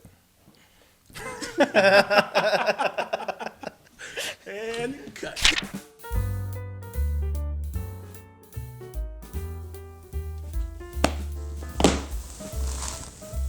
Hi, it's Cairo from the Storytellers Podcast. Thank you so much for watching our video. If you want to see more like that, remember you can always go to TikTok or Instagram. And if you want to listen to your car, you can look at Spotify. Hi, it's Cairo from the Storytellers Podcast. If you like what you just saw, if you want to support us to make more content outside of Instagram, at TikTok, Instagram, and if you want to see more content like this, you can. If you want to see more things like that, you can always like, share, subscribe. I'm not doing this on purpose, I promise. Right? Spotify or Apple? Yeah. Okay. Instagram, TikTok, or even on Facebook and MySpace. All right, go. Showtime. If you want to support the channel and see more things outside of YouTube, you can always use Patreon. Just like, share, and subscribe. All right, go ahead, go ahead. All right, let's get into the stories. Tell the story. Then you wrap that Nah. up. So like, I always think in my mind, like back in the day, like you see videos of like Kanye going to like Def Jam and like dropping something off. Like for me, that's social media. So like I take all my digital stuff and I just send it to people. I send it to Def Jam. I send it to everybody, right? Some people have responded back, and I had conversations with them, pretty much, right? So Mickey Fax, right? I sent him my shit. You know, it tells you you've seen it on fucking Instagram in the DMs. Yeah. So I saw he saw it. He didn't respond, right? I'm like, all right, cool, You he's seen dissed him? it. So I sent him again. He's seen it. I'm like, oh shit, he's you listening, watch my shit. Nigga, I got a DM from Mickey Fax. I'm like, yo, this shit's about to be epic. I click on it. He's like, yo, stop sending me this fucking trash. What does that do for you? I mean, Oh man, dude, Is it no, discouraging? dude, I ain't gonna lie. Like, I felt super defeated because it's like man. if you didn't like it, like, then just keep it Lie to about yourself, it. right? Or lie. Or if you have like constructive criticism, and be like, yo, I think this is what you're doing. But he was like, stop sending me this trash. And He I was replied. like- He was like, you so must- then I was like, I was ready to type some crazy shit, but I was like, you know what? Motion room, right? Yeah. Let's walk out of the motion room. Let's get back in the logic room. I was like, will do. Thumbs up. Right? Then I guess he may have felt bad. I can't speak for him, but then he hit me back up. He was like, I mean, like, it ain't bad. It's just that he had to cover himself. it was just like, you're sending me this stuff. You haven't introduced yourself on who you are. Da da da da. You just can't be sending da da da da. So I'm like, all right, maybe he's That's coaching. good, that's cool. Maybe he's coaching me on the game. I don't know. The only reason why I say I can't say I've sent people my stuff and we've had conversations, right? So the difference would be like, I don't know. Maybe that's just his approach. So he's like, yeah, man, you should really start off with introducing yourself. Da da da da. So I was like, all right, cool. Well, my name is Cooper. I'm from Staten Island, New York. And then that's kind of how that went. But Mickey was like, "Oh, you from Staten? Oh, I see. You grew up in the garden. You grew up on a landfill. No but matter that you initial, spitting like, trash." because you get a DM and you see the person DM you. Yeah. I was like, yo, nigga, I'm on. what kind of Lambo I'm getting? But listen, Nigga, I am on. I'm like, yo, Best Buy, dude. When nigga Mickey Fax said he got me, I click on that shit. That shit said, nigga, stop sending me this shit. but how you said you came out the emotional room. And Nah, for real. I you mean, I learned did something from it. everything because I was tight, bro. I was like, nigga, I know it's not trash. Like, people tell me it's good. And he's the first person to be like, yo, this is trash. And I'm just like, all right, maybe he did listen to it because it was on scene for a little bit. I don't fucking know. So I'm just going through a mixture of emotions. But I'm like, you know what? I realized at the end of the day, I'm not going to be for everybody. And maybe Mickey Fax is one of those people. So that's how, yeah. But this is what we were talking about. Like, this is the difference between those two kind of people. You could have sat there and tried to make a diss track or like cuss him out in Instagram. I'm not going to lie. I was ready to say something. Yeah. So, but you didn't. You stepped back and you look like you said. Yeah, you man, stepped into the because logic I don't room. think because when I think about it, like, it could be wrong. But after really getting back in the logic room, I thought maybe his intentions weren't. I don't think that's what his intentions were. I think Right. he's got his shit he's promoting, right? Because you got to put in perspective, like, if you're an artist and I'm promoting my album, whatever the case may be, a bunch of people are putting your album up. You're probably trying to look for stuff to repost on your story. So he probably thought he was getting got every single time he clicked on my name. And they're like, nigga, what the fuck is this? You know what I'm saying? Yeah. So I don't think he even listened to it. When I thought about it in the logic room, I just think at this point, like, you're sending mail to somebody that didn't ask to subscribe to this. So that's the way I took it. So when I said will do, at that point I was really just end the conversation. And then what'll happen is, like, maybe in the future you start blowing up a little bit. And Oh, that's he'll gonna happen. He'll go on Instagram. He'll be like, "Oh, I remember this dude. He didn't cuss me out. He Right. didn't diss me or whatever." On And then both you may sides. have. Now you have a good Yeah. reputation. That's because- that's definitely gonna happen. That's I mean, what happens when and you you step learn in the something. logic room. Right. And if anything, it motivates you. Right, because at that point I was like, damn, yo, you get all those emotions, like, damn, is it trash? Like, damn, why people lying to me? You know what I'm saying? And it's like, but Yeah, you no, gotta make a song But don't about you this. think his opinion validates is more, valid than others, Not if he since didn't that's listen what to it. right, it depends, right? Because even the approach. well, it depends, because like I said, I've had, let's put it out there, yeah. like I've had a conversation with Fat Joe, for instance, like a one-on-one, like super productive, super nice guy, super likes what I'm doing, keep it up, that kind of conversation, right? So like, I really take it on how you respond and how you're feeling. So who knows? He could have been in the emotion room. Maybe he's having a bad fucking day. Yeah. You know what I'm saying? I don't fucking know. He So- It takes logic to even think that. Right. So Yeah, like, yeah. I really had to like fall back a little bit and not be like, And I always joke with Ri'Yadh. So and my boy too, Alfred in New York. I'll be like, yo, diss track ready. Like, because I write pretty fast. I'll be like, yo, diss track ready. It'll be out in 5 minutes. I think that was quick. So, but I'll be joking around. I'm not trying. Have to you do ever written a diss to anybody? No, I haven't. Well, yes, but not like song wise, because like I said, I grew up battling. So like the hard part was like my parents put me in this private school, and there was like maybe 4 black kids in there, and of course, nigga, we all fucking rapped, right? So freaking stereotypes. well, right? I was suck at basketball, so that wasn't me. I used to act like I was good, but You I was get out of trash. hood with rap or basketball. Right. So like, we there, and then they had this one white kid named Vinny Cocazella who was super nice. He was actually really good. We used to rap battle in like English classes. It got to a point where like it got around the school that our English teacher, she was like, y'all just want to rap? And we used to rap in class and not learn shit. Like, but yeah, you know what I'm saying? But all that, it's practice, you know what I'm saying? So I'm writing shit, and I'm dissing this guy, and I'm just like, you know what? That's not really for me. I think like battle rap is a completely different sport. I feel like I respect what they do. It's a sport. It's a competition. It's a completely different battle. Yeah. From like, and that's why a lot of times we listen to people rap music like, yo, I'll go to battle and battle this guy, but y'all seen when Joe Budden came to the battle rap scene, it's just completely 2 different worlds. Like battle rap is just a different monster. It may feel like me rapping at the corner store, I can go do smack, but that's not the case. Like I have so much respect for what they do because it's like it takes time remembering all that, deliveries, the fucking how long you write. It just takes a lot, man. Like that ain't me. There be levels to them. It is, man. It is. Even look like Loaded Lux, for instance. So now you have to remember what you're saying. Like he's also another lyrical assassin. That shit's so intricate that it's like, dude, like, if you got to do that for 3 rounds, and then who knows if you got to do it for another round, just in case the crowd's like, you know what I'm saying? Because the crowd like, And you didn't come prepared for that 4th right, round. exactly. You got to be prepared. You know what I'm saying? Like rabbit on so stage, like, mama yeah, on the sweat breath control, all that. That's a lot different. Where in the studio, I can start rapping and be like, yo, engineer, stop here. Yeah. Let me get my breath real quick. Let me drink some water.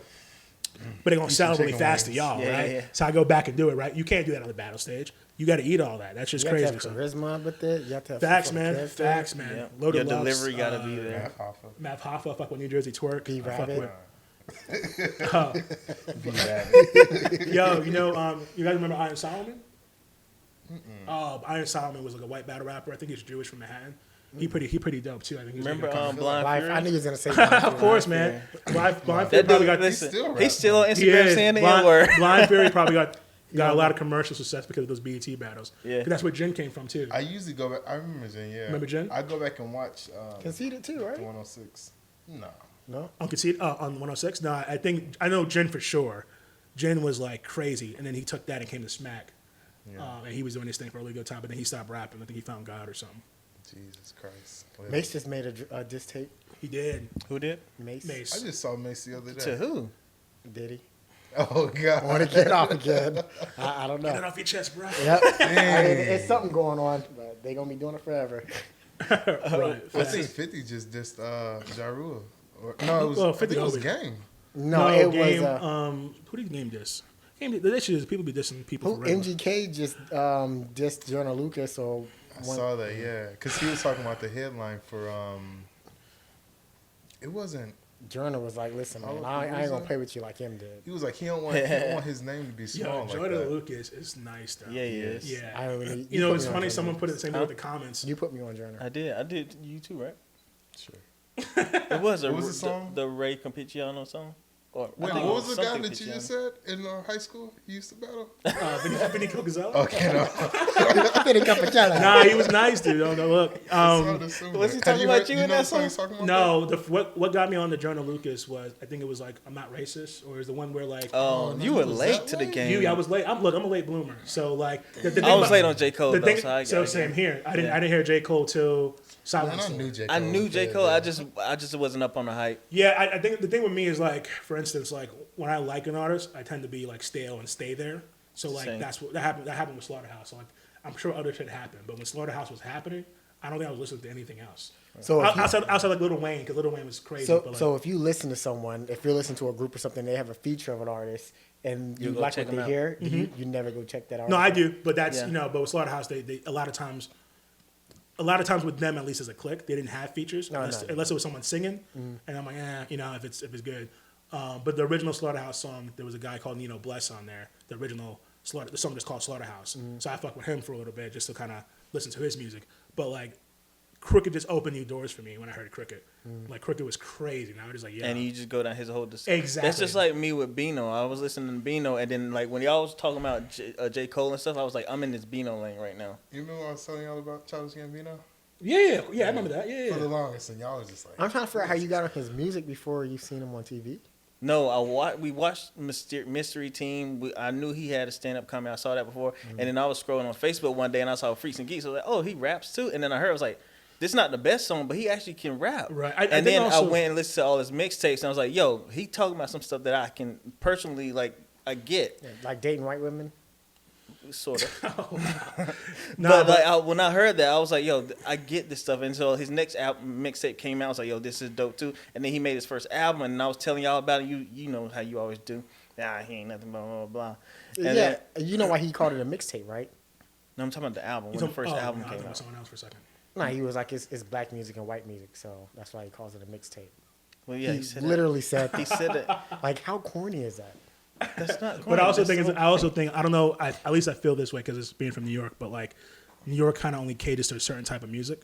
Absolutely. So being up there, it's very like, hey, like of course, Jada Kiss, The Lox, even like French Montana, like because they Cameron. because like they feed you New York. So like, it was very rare for me to be like, I'm gonna leap out of my New York comfort zone to go grab someone and bring into my comfort zone. So like, it took me a long time to get on J. Cole. Outside of like the main guys, like Ludacris was everywhere. Because Ludacris, no matter where you were, Outkast was everywhere. Yeah. But like J. Cole wasn't really everywhere. And he wasn't in New York. When I went back up, these niggas didn't even know who the baby was. It's crazy. They're like, who's the baby? I'm like, the baby? The baby? They in their own. I'm like, look, chain, bro. I'm like, look, I mean, no, I always tell people, like, look, I'm gonna be honest with you. I don't know if you have kids, but this is the only baby that matters. Nah, for real. Like they were like, nah, we ain't really listening to that. I'm like, and this was at the height of like Bop, when Bop was like, doo-doo-doo. oh wow. You follow what I'm saying? So I'm just like, so New York is that much closed off sometimes, and I don't know if other cities are like Staten that. Island? Wait, you talking about Staten Island? Well, New York in general, because I was out in the city, so like, they weren't really like tapped in like that. They were late because They listened to like, that New York drill at the time. Like Pop oh, Smoke. drill is That's all it everywhere right was? now. And I'll be honest with you, like I'm not a fan of it. I hate to say it out loud, but I respect it for what it is because I just think You it's scared? No, it's not being scared. You're scared to go to church. Nah, it's not about being scared. Once again, like I'm big on lyricism, so like if I'm listening to what you're saying and I don't really vibe with it, or it's not like crafted like a Crook or a Royce, then it kind of turns me off a little bit. But I respect it because it's a part of hip hop. Like everything keeps evolving, right? So like, I don't respect it. no, I feel what you're saying. you got to because, for instance, like if you're looking at hip hop as a timeline, right?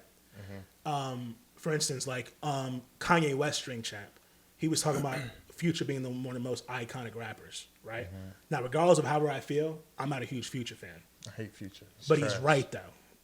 The reason why you need those The bad rainy guys. days. No, to but appreciate he's the sunny right days. because Future brought a style to the game that I don't think anybody was really doing, like the whole mumbling thing. I thought that was me. Oh, you're right. You're right. No, you're it was, right. Future was before that. That's right. Future was before that. So Future started this whole wave, and we can thank him. He's the culture at that time. Exactly. Yeah. So now you have like Little Babies and all these other people who are rapping to that similar style of mumble.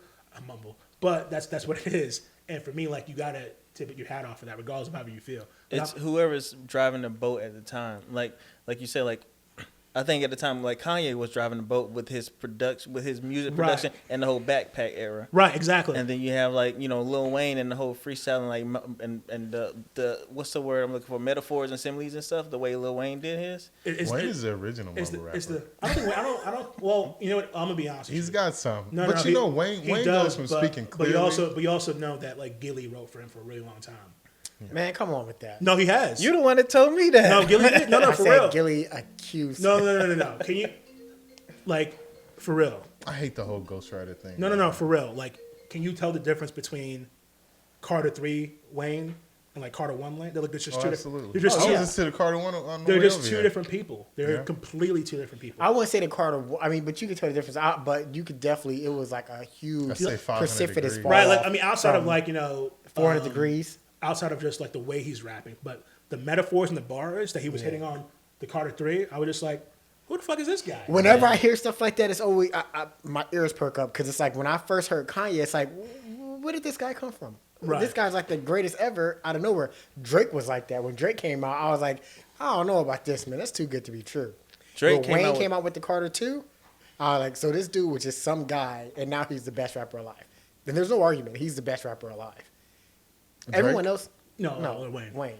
When Wayne came out in 07, Oh yeah, absolutely. I think Wayne's another pioneer of the game that, like, for me, like, I remember being just excited to hear his metaphors because they were so wacky and so crazy. Are we recording? And he was so smooth and laid back. Yeah, like, dude, and just like just the whole thing, especially like No Ceilings, when No Ceilings came out. Oh, no Oh, ceilings. Man, Yeah. so many people don't like No Ceilings. No Dude, Ceilings. No Ceilings was Man, God. No Ceilings is like up there with the drought. No Ceilings. Yes, I agree with that. Yeah. Drought 3 and No Ceilings. And No Ceilings, Dude, but No and also Sorry for the Wait. A lot of people don't like Sorry for No, the I Wait. like Sorry for the First Wait. I one? do like Sorry for the Wait. I like all of them, to be Dedication. honest with you. They are, but when you think of the top ones, I say No Ceilings in the Drought 3. The Drought 3. I can't feel my face. No, I think for me, was that the one with Santana? Yeah, yeah, the yeah, blow. yeah. And I didn't even like Santana, but after that, I was like, I can fuck with it. So the thing about like all that is like when Wayne was doing that and just like taking people's beats because that's what he was doing. Think about that summer, like in school, Exactly, or where dude. you were working at with the temperature, like Feet hanging all out the the top window. songs that you loved.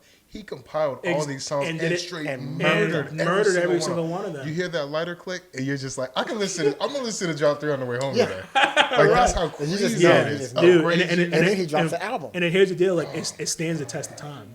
Yeah. like I To can, this day. I can go back and listen to No Ceilings and remember like exactly. I mean, I was depressed when it came out, but I can remember exactly when it came out because I was just like, Because of the rhyme scheme, like you can't go back and listen to like Grandmaster Flash and it's like going to the park in my new shoes. But when well, I do. Oh, I'm sorry, I like that, but I do. I was talking to someone about this, like the virtuous teaching cycle. So, for instance, like when Eminem says like one of his favorite rappers are LL Cool J. yeah, I can see that. Makes sense. Like I'm not like I never got into my LL Cool J bag until like he said, "Hey, go listen to LL Cool J." It's the same thing with Crook. Crook was talking one time. He was like, "Look, I don't know if my pen would be this good if it wasn't for Rakim." And I'm just like, you know what? Yes, If that's the case, I agree. I agree with I that. gotta- That's I just like I gotta go check out. So the virtuous teaching cycle. Eminem's what was I it? knew he was Till about I to say it. collapse. Reggie, Pac, Yeah. Tupac and Biggie, Andre. Andre Yeah, 50. he tells you who he listens to, and it's like even if you didn't fuck with them, you probably should go see. He drops a lot of names. He does, man. He So does. not Think about only how many that, people but listen to Redman to this day, and they're like, "Who is Redman? Who is Meth?" And they hear Eminem, like the best rapper, talks say about that them all that's the where he time, got his yeah. inspiration from. So they're Right. like, maybe I need to go listen to this Redman. not only that, but when you see artists put these other artists on, it's like, oh yeah, that guy can't rap anymore. Like Kanye. Kanye was known for putting on Common. A lot of people probably wouldn't even know who Common was. They probably think he's just an actor. He put him on. I mean, Rhymefest, Talib Mos Kweli. Def, I wouldn't say so long, but Rakim. he definitely raised awareness for What it. was Yeah. the track? Gorgeous. Like, Raekwon. yeah. Yeah. I mean, he's putting guys on. Yeah, all it's the- it's bridging worlds. Cudi? But, I mean, man. even there was even a joke when he had Paul McCartney on there, and it's like, oh yeah, man, we're so Yeah. happy that he was able to, get this guy on, and it's like, Paul y'all know McCartney. this nigga is one of the Beatles. You remember when what's it, Bjork, when he won the best album, and not Bjork, Bjork. not Bjork. Who was the guy that won the best album over Oh, Beyonce? nobody Oh, knows you him talking about anymore. Taylor Swift? No. It's Nobody remembers him. Shut anymore. up. James It's, Blunt. who? James no, Blunt. it's one name. I forgot the name. Oh, guys. But they were like, did you even listen to the album? He's like, yeah, I did. He's like, yeah, it was better. No, he said he didn't know at first. Then he went back and listened to it. He was Yeah. like, actually, yeah, it was a good album. That's Why right. can't I think of who it is? I can't either. I can't either. It was But it something just like goes to it show. wasn't Bjork, but it was something It was like it. Ben or Bjork is the something, or- comedian. I know who Bjork is. Shut up. I can't think of who it is. I'm not going to be able to think of it till I'm going home today. No. What was you said you had a lightning round you wanted to do? Yeah, I want you guys to help me out. I just want to ask him some questions about hip hop. Sure, Go. I'm down for it. Well, I was gonna ask you who was your favorite in Slaughterhouse, but I think I kind of got an idea. It's hard, dude. It's funny. It feel like it changes all the time. But Lightning round. It only strikes once. I would have to say Joel Ortiz. Ooh. Was not expecting that. I know you Me weren't. either. I was I thinking you would were have going to said go Crook. Crick It Out or Joe. Joe from New York. I think like when you say it's hard because like my pen definitely more inspired by like Royce and Crook, but like me like in my car listening to rap like Joel Ortiz is since the That's your beginning. favorite then. Since the beginning actually, since the very first album mixtape that he dropped, I started from there and I've never left. What about the Locks? I fuck with the Locks. Who's your favorite out of there? Oh, Jada, of course. Jada, Really? yeah, 100%. I like Sheik. All right, lightning round. Favorite I album. like Styles. Favorite album? Hip hop album. I don't want to be cliche, but it's gonna be 36 Chambers. I was gonna ask you that besides 36 Chambers. Ooh, okay. Besides 36 Chambers, because that's a giveaway. Who's your favorite rapper in Wu-Tang? Ghostface. Let me finish the too. first one. What's your favorite album? Iron Man. I like Supreme Clientele too, but Iron Man is my favorite. I thought he was going to say Illmatic. We said Illmatic. I thought you was gonna say Illmatic. Wait, no, we said Ghostface, right? Oh, wait, No, I said No, who's your favorite album? Besides 36 Chambers. I'm sorry, I'm stuck in Wu-Tang brain. Okay, so outside of Wu-Tang, So I'm gonna tell you one of my favorite albums. I have. There's so many names. Just do three. All right. Yeah. See, just like me, right? Yo, like a lot of people don't give credit to Food and Liquor. Lupe Fiasco. Course, yeah. Like that's a. Did I see the picture? Chicken. Manifest just closed down and they discontinued all that stuff, and I have 5 albums. What? brand You know new. what's crazy? I feel like you did that When did before that though happen? with Food and Liquor.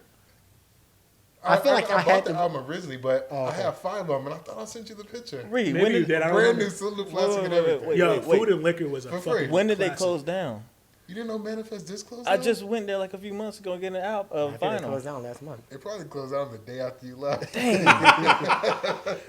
and Liquor. What's But hold your on, what's your let him favorite? finish his story, though. Let him finish his story. Food and Liquor for this is so hard, dude. We know Outkast is in there. Outkast is in there, but dude, like, I got what I do is I go back to the albums I listen to beginning to end. So because that's what I'm thinking. Like even like Allegory, Yeah. I still go back and listen. Not even Allegory, Book of Ryan. Oh, my God. Book of Ryan right? was amazing, Right? Like from everything, Cocaine, Tabernacle. Cocaine is like my favorite Cocaine. song. What was the other one on there The though? story When he was is talking about the just- kid, it was like the police sirens in the background. Oh, that was with featuring Boogie. Yeah. It was it Dumb.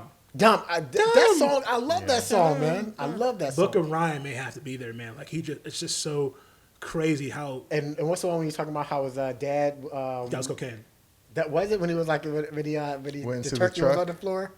When he said he knocked the turkey on the floor for Christmas, and he punched his brother so hard that he went out into the It was when he was talking about all right, this is how it goes in our house for Christmas. I thought It wasn't cocaine because Well, cocaine I- was kind of. I would have to They're go- the same when he was like, his dad was standing He at the top came of the in- stairs, and yeah, he he was like, said, the only yo. man you got to listen to is me and the man upstairs. Yeah. Oh yeah, and Book of Ryan had Bob Lobo with J. Cole. That shit Yeah, was that like, is right. That People is forget about right. that. you know what I'm 'cause saying? that was a There- single. but the album was from beginning the same concept. Just told the story. I felt like damn, like so. And he had Tabernacle. caterpillar. Tabernacle. on I've it. putting so many people on Tabernacle, and I'm like, I'm not You even a know religious what's funny- person. you know what's but funny? listen to this. My sister doesn't even like hip hop because she's Yeah. like, that cursing, da da da. She's like super religious. I was in the car one day and I played Tabernacle. She was fucking crying. I was like, because it's See? powerful. How everything video, comes man. together. The How he video. met Marshall, Exactly. his grandmother, not even supposed to be at that and the hospital. irony of it all and how it's just God. You know what I'm Yeah. saying? Like great album. So Book of Ryan's got to be there. So Food and Liquor, Book of Ryan. Wow, that's I'm trying to go back to what I.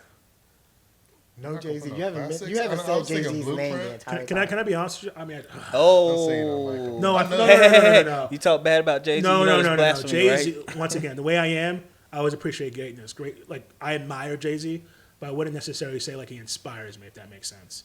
Does that make sense? Well, yeah, because you don't live that sort of lifestyle. Yeah, but I also mean like I'm really intrigued by how your pen moves. Mm-hmm. So like when I listen to like how Crooked connects syllables or like Royce, Gotcha. I'm really like I'm a syllable. You like the craft. connoisseur. I'm more into the craft. So like I really love that the way words connect. Very much like Nas. And Jay Z doesn't. And do Jay Z that. doesn't really do that, but Jay Z speaks that truth, and I Yeah. fuck with it. But it's not something I would say like he helped my pen get better the way like M or Royce or Crook. You can listen to Renegade, and most people will say that M has the best album, but Jay Z was spitting on there. He was saying, he got the point through. But if you look at the rhyme scheme of how Eminem was rapping on there, it's like, man, it just seemed like Eminem was just rapping circles around. That's why I was saying like Eminem can do it all because like you got Toy Soldiers where he just simple, but then you have like Boy Meets World, Bad Meets Evil where he just I would just all listen to over that. the world. This is what happens with Bad Meets Evil. Bad Meets Evil, both of them. He said it. We'll see doing you in the the slow sequel. back and Oh forth. yeah, remember that line about Nicki my Minaj? Oh yeah, I don't know. There's just so many, but I have one more, right? yeah. You got one more. Shit, Give us dude. one more. I told you. It's hard. It is Don't- hard. Don't compare That's your crazy. craft with No, his. it is hard, but He I couldn't think of 3. While you're doing that, name 3 of your favorite women. No, best. Shut What up. was the question? Athlete, Don't say anything. What was the athlete, question? model, anything. 3 of your most desirable women that When you say- you can have, have okay. or just name All your right, top well, let me get 3 the right album now. out, and then I got you over. This is easier. Oh, it says No, go ahead. Do your album. All right. Honestly, I'm only gonna say this because same concept. I lived it. but 2014 Forest Hill Drive, J. Cole. Okay, that's a really good one. It is a good one because we You went to named we three went good to ones. We did go went to the concert. remember? Yeah. Chick- That bitch threw up threw on up me. in- It was so much stuff that happened that night. I think it happened to me. We went like during the intermission, or who was that? Was YG opening for him? I can't remember. Yeah, you was like, oh man, if we was in California, man, all the women be showing y'all breasts. It was what I forgot about that. Yeah. Because remember he I was told like that story so many times. the people weren't like interacting. He was still pretty new, and he was like doing his own thing on stage, and he was like, "Show me your titties and everything." And the girl was like, "Ugh, like who is this nigga?" Like he was really new then, but he was like, "If this was Cali, these bitches be had their titties out and all this stuff." Anyway, we went to the concession stand, and what happened? The girls asked us to get them drinks. Yes, that's what it was. Yeah, we were leaving. They gave us money. So we're like, all right, we're going to go ahead and get in the stand or whatever. We come back with their drinks, and the people, they open them. They either pop the top or they take off the bottle top so you can't throw it on stage. And we handed it to them, and they're just like, ugh, like, y'all niggas trying to drug us? They're looking at us with the Bill Cosby eyes. Yeah, They're exactly. they're like, lady, we just walked back. They opened Right. it up. Like, And- we haven't done anything. and the hard part is like, I don't have patience. Like, you either want this shit or you don't. Yeah. Like, it's, you know So what I'm you saying? gotta get that emotional room. Yeah. I don't know if that's even, I don't know which room that is, but it's just like, yo, like, That's logical, right there. No, for me, it's like black or white. You got to think about it. No, Like, do you think we're gonna drug you and then leave? Yeah, I'm trying to see Cole. Like, we didn't have to do this. You know what I'm saying? We didn't have we to didn't have to do do any of this. And now you're trying to like, We could have stolen. How'd they look? How'd they we look? could have drank your drink, bitch. look at his Yeah, exactly. Yeah, like Let's edit that out. Let's edit that out. He thought Bill Cosby was bad. Oh my god! Yeah, let's make sure we edit that out. Look, the look they had on their face, like it was just crazy. It was really, and remember that? we caught off guard because it's like, look, everyone out here is doing the same thing. We were bringing drinks. And it was funny because like I said, I'm a late bloomer sometimes. I didn't understand what was quite happening, why didn't they want the drink until like it processed in my mind that you think I'm trying to root for you and take you home or whatever, or fuck you in front of J. Cole. Like, I'm confused. Like, what's going on, Cole? You know what I'm saying? I'm just gonna put it in Like real quick. in a crowd full of people, like right. It was like, you know what I'm we're saying? gonna carry you out over our shoulder. Right, back to the beginning where we like, what the fuck are you talking It about? was such a long. So walk, once it too. clicked, like I got super impatient. But then she threw up shortly after. I don't know if think. it was the same one, but She threw up after. Listen, the Did girl she was- drink it? it was like it may have been like 7. So right before it got dark, where like when Cole came out and like set everything off, and she was drinking and going crazy. It was like you can tell she kind of like she was drinking more than what she was normally supposed to. So she ends up throwing up everywhere. And all the people that's around us, they dance, they throwing their hands up. Everybody just kind of stopped and like formed like a big circle and just watching her. She was so embarrassed. She sat like this for like the next hour until it got dark when all the lights went out. Then she kind of woke back up. But I have videos and pictures and everything. It's like throw up all on this nigga pants and stuff. Did it get on me? No, it I don't didn't. remember. I don't even remember. I know it was nasty. I bro. was disgusted.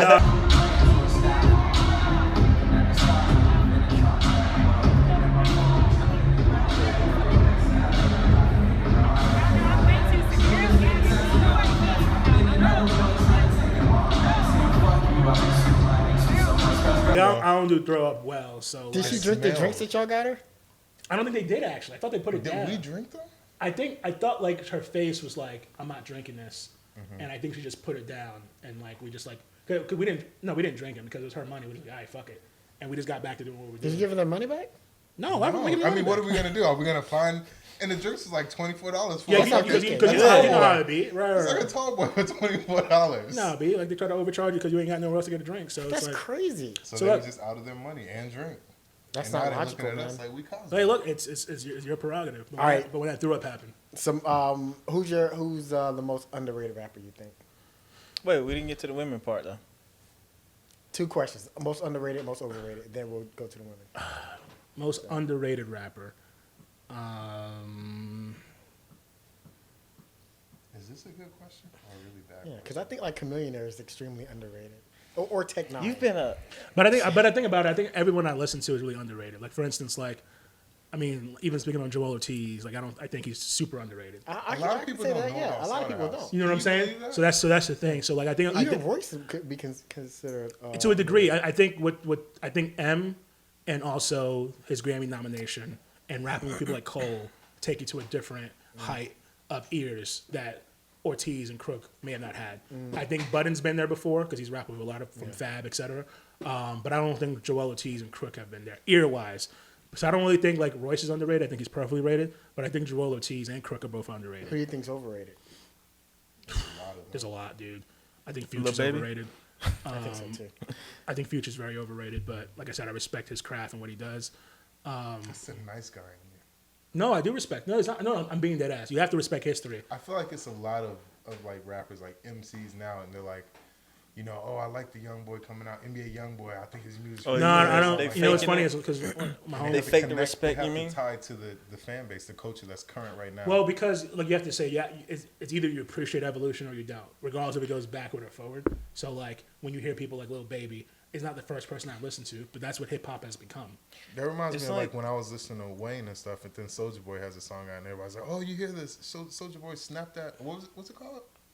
Stamp that Superman or something like that. Crank that." Crank that, yeah. And I'm like, But- why we don't need this in the rap game? Like, But why what is it happens one is though, person? I think what he's saying is like you said, like again, you got somebody that's going to be steering it at that time. And let's say Lil Wayne is out, Soulja Boy come out. At that point, he's steering the boat, Listen, and then you have You don't steer boats. You don't drive boats. If you're gonna use the analogy, say sail the Do you boat. not, do you not know how to drive a boat? No, you can steer a boat. You don't See, he's steer stupid. He just got stuff he wants to say. But the way I look at it is just like the same way I just tell you about McDonald's, right? Regardless of however you feel about McDonald's, however you feel, they ain't going nowhere. They exist in the timeline of food, regardless of its convenience, how you see it. That's kind of how I see rap. So I see like Little Baby maybe being McDonald's. You may be like, yo, that's not healthy. That don't sound good. It don't matter what you think because he's there and he's doing what he's doing and building on that. So I respect the pieces, but it doesn't mean that I'm gonna go there. If that makes sense. And people are going to follow suit, just But like what if Soulja history's Boy. wrote to where it's like, oh, McDonald's is really the best food, and people are like, nah, man, you got Del Frisco's over here, and this is really like this looking at us like we're the old heads Or now. like So people we outside the appreciate culture. the genuine rap, like the hip hop MCs, like good Quality, lyricists, and then the way that the history books are going to be wrote is like, nah, McDonald's was the best place to get any type of steak, really. And it's like, nah, listen, you got to listen to Rakim, you got to listen to this. Well, I don't think you go there No. for steak though. I No, think no, you no. go there for what it has. I think what But it what is, if you they're have to labeling remember. these processed, frozen, artificial But nitrates, that's these that's nasty but burgers? that's the thing. They don't. I got know. your back, bro. Listen, But- Ri'Yadh, These listen. kids are consuming these nasty Here's- burgers. but they They're don't like, know hey, any better. Don't get this 99-cent cheeseburger. Go get you a Here's the thing, porterhouse, a Ri'Yadh, 64 you ounce have to steak. remember, you're talking about the kids. These kids are saying this, But but this they is our future. no. This is our future. I hear you. I hear what Our you're kids saying. are going to be I listening hear to what- Little Baby, and we're going to be like, I hear what nah, you're you got to saying. listen to this guy I hear named what you're saying. Nas. But these kids are listening to this now. But just because they listen to it now and that they think that it's good doesn't mean that they're going to grow up and then history books are going to say that Lil Nas X is the best rapper ever. They'll tell It's you that still Curtis exactly Blow was how the it best is. rapper ever. Have you ever heard Curtis Yes, Blow? sir. Yeah, They are the generation saying- before me is like, yo, you need to listen to KRS-One or Rakim or somebody like that. And I'm like, nah, but listen, Cole is really good too. Nah, we don't want to listen to Cole. It's Rakim. It's KRS-One. And that's how But that's who what is they the know. best though? Just because you say somebody is doesn't mean J. Cole. that they are. It's not really Listen, subjective when you LL say Cool J like, is the best rapper. No, of all time. but I don't think it's about being the best. I think it's about quality. And I think the issue is when you look at like old heads. Granted, like you can say like the sounds off, but it was still quality rappers back then. Like, we can agree with that. Yeah, right? there was different tiers. Right, exactly. Like Rakim's. So basically, every generation had their baby. But think about down the line, like the little kids now, like the Caden who goes and does the floss and stuff, or listen to. There will be a but- J. but- Cole but- for but- Caden. There will but be a you- Kendrick Lamar for No, Caden. but you gotta, I think Ah, where you're missing in that though, I'll say is at some point your parents never told you don't go to McDonald's. At some point you have to realize that there's better shit out there. You think they will?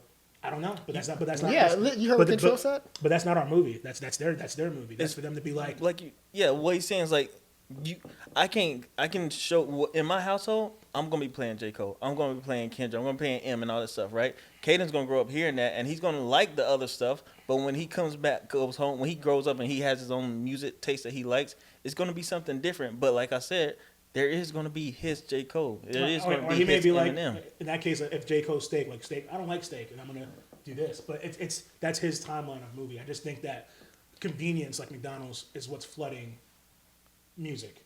and it's more convenient to say I'm gonna go on the radio and listen to Lil Baby. I'm gonna go on the radio and do this because the radio's still out there. That's just how I feel. I think we're conditioning people. That's what you're asking. But at the same time, when's the last time you've seen like a high-end commercial for anything? Right? You have to figure out on your own how to figure out this place and go there. And then once you feel like this is quality, you make that relationship with that place and you spread the word. Also, and that's the same thing with any artist. Like we said, Royce the 5'9", Joel Ortiz. People don't listen to these people on the mainstream level, right? But is there a brain condition to be like, look, no, this is what a steak sound like and taste like. And at this point, you may like it or you may not. But then that's the part about hip hop. You know what I mean? So I'm saying like you got like people, you have like, let's say you go back to the fast food thing. You have fast food that's supplying this demand, right? These are the people who are going to go out there just to buy like a McDouble or McChicken or something like that, right? But then you got ones like you where you're going to go out there and go get like a ribeye from another restaurant. You're not going to go to McDonald's because you know that McRib is not real rib. And if you did walk to McDonald's, they're going to look at you like you're crazy because you're going to be like, y'all need to stop going here and come over. It's like, what the fuck are you talking about? Yeah. Like, this shit is all cheap and good. And exactly. Like, this is where we at. So you're saying with this artist. And now you're trying to like, so for me, that's why I'm like, it's harder to fight someone. I accept it. I recognize it like a future. But McDonald's won't be on my dinner table for my, you know what I'm saying? That's how I look at it. You look Step just like into your that daddy. logic, Hey. All right, top 3 women. Oh, man. Judgment-free zone here, right? Because oh God, because I've been. It's not judgment free. Believe me, they judge me all the time. Oh, do you? All right. because all he likes is Stop white saying women. like that. But go ahead. Oh no. Because I really been digging Coyle Ray. I don't know what it is. I just made a decision on her the other day. Coyle Ray. Oh my God, Coyle Ray. I would say Rosario Dawson. I fuck with Rosario Dawson. And Judgment-free zone. I really fuck with Tiana Taylor. Oh, I love Tiana Taylor. Yeah. It wasn't You about. had to say Why that did you think that before was? that, I had to make sure. I see y'all faces. Y'all Probably like the top one on your list. I forgot about time. Nah, Tiana Taylor, like, between just being gorgeous and then the swag and then the music and then, She's just smooth. I don't want to talk about another man because I know. Coyle Ray, though, I had to decide the other day if I liked her or not, and I decided against it.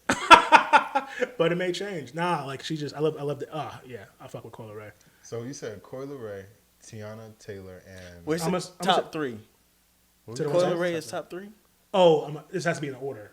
No, I mean, I'm saying, like, of all the women in the world. Nah, this I just said those 3 because Rosario Dawson. That's a good list. I fuck with Rosario Dawson. Do you know who Latto is? Of course. Lotto? Lotto. I know, Is that how you say her name? I know what you meant, though. Did you hear what she said about the guy? She had a feature on her album, and the guy was like, "Yeah, man, you got to exchange sex for it if you want this verse." Oh, yeah. Oh, I can imagine that happens a lot, though. Oh, right, but sure. So everyone was waiting for the list to come out, the track list, and I think there's a consensus of who the person was. Okay. It's Kodak Black, right? They think it is. He said it wasn't. Good for Because him. we've heard. Good for him. My name Because we stole the pussy for him. It's my name Kodak Black, and I think that I'm wild. See, I listen to a little bit of everything. Did you see the interview that he did maybe a couple weeks earlier on with Charlamagne? And he was talking about that. He just says I didn't watch the all of it, dumbest but I know stuff. what you're talking about, yes. Yeah, and he was What'd he like, say? he was basically like, if a woman wants to work with me, she got to sleep with me. It's like a pimp. And then that comes out like a week later. It's like, yeah, man, Kodak tried to. Yeah, I don't look. That's their own. TP. To each their own. That's the move. But what if somebody did that to you? If it was a female artist and she's like, yeah, I want to get. What on if the song. Joel What if it was Ortiz a man came to you and artist? was like, listen, you got to bend me. What if Jada Kiss is like, if you went to 16, you got it.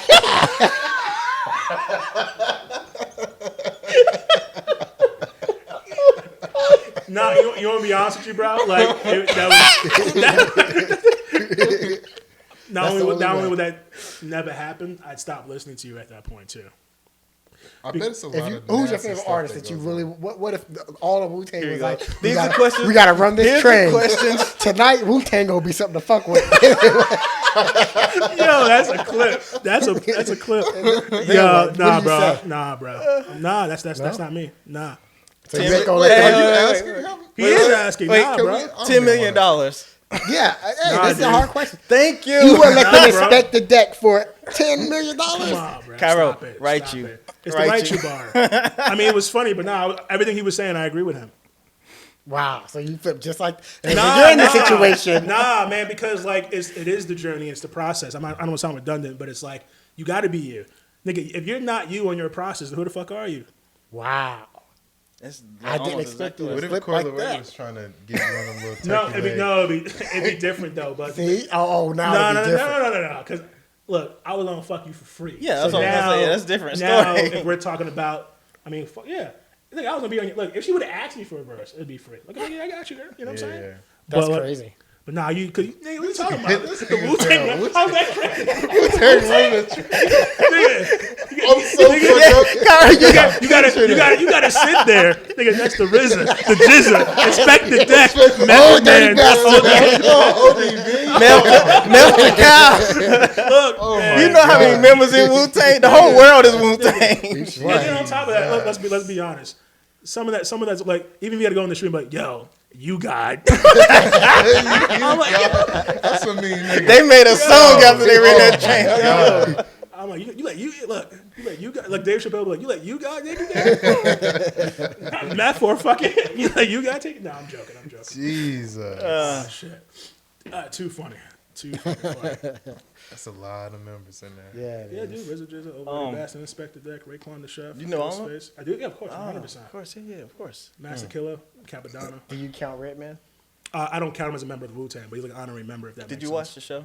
I did watch the show. Did you like it? I did. I did because too. I thought the second season was better, but a lot of what you're seeing is what I grew up around, especially like the Park Hill stuff.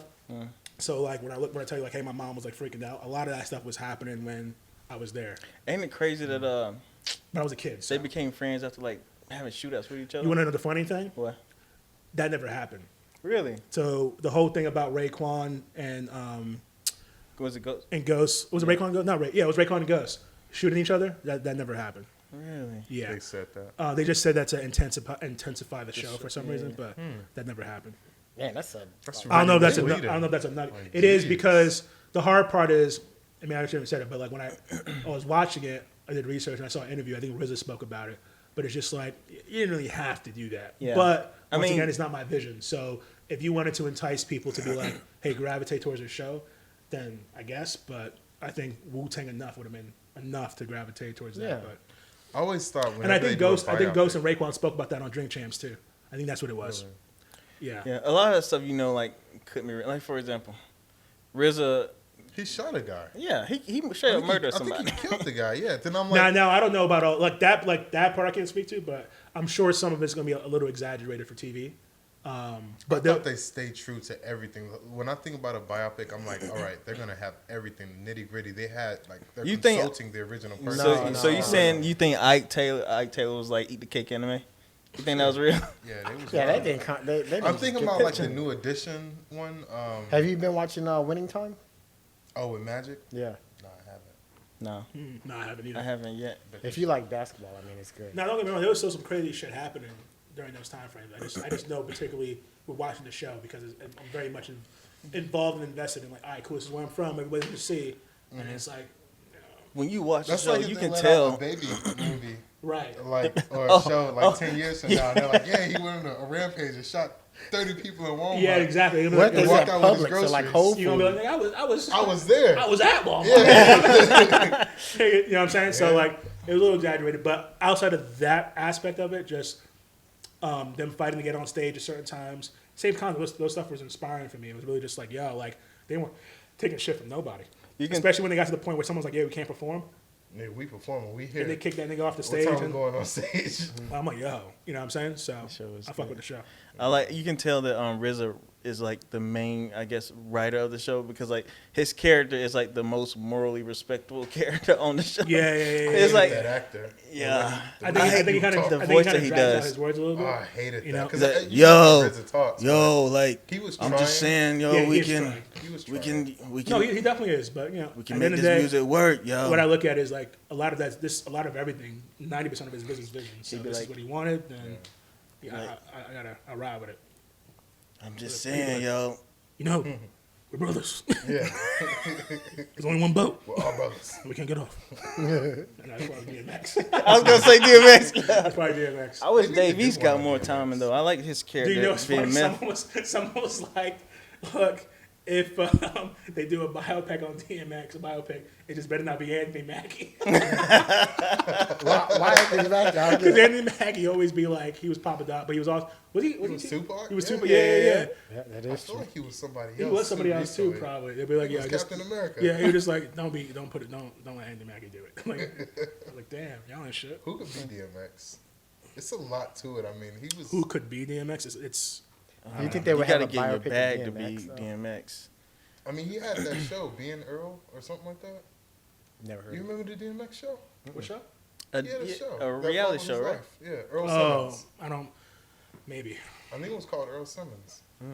Really? He was Honestly, I don't really be fucking with reality TV like that. So This was a while ago. The last one I watched, ironically, was Jersey Shore. really.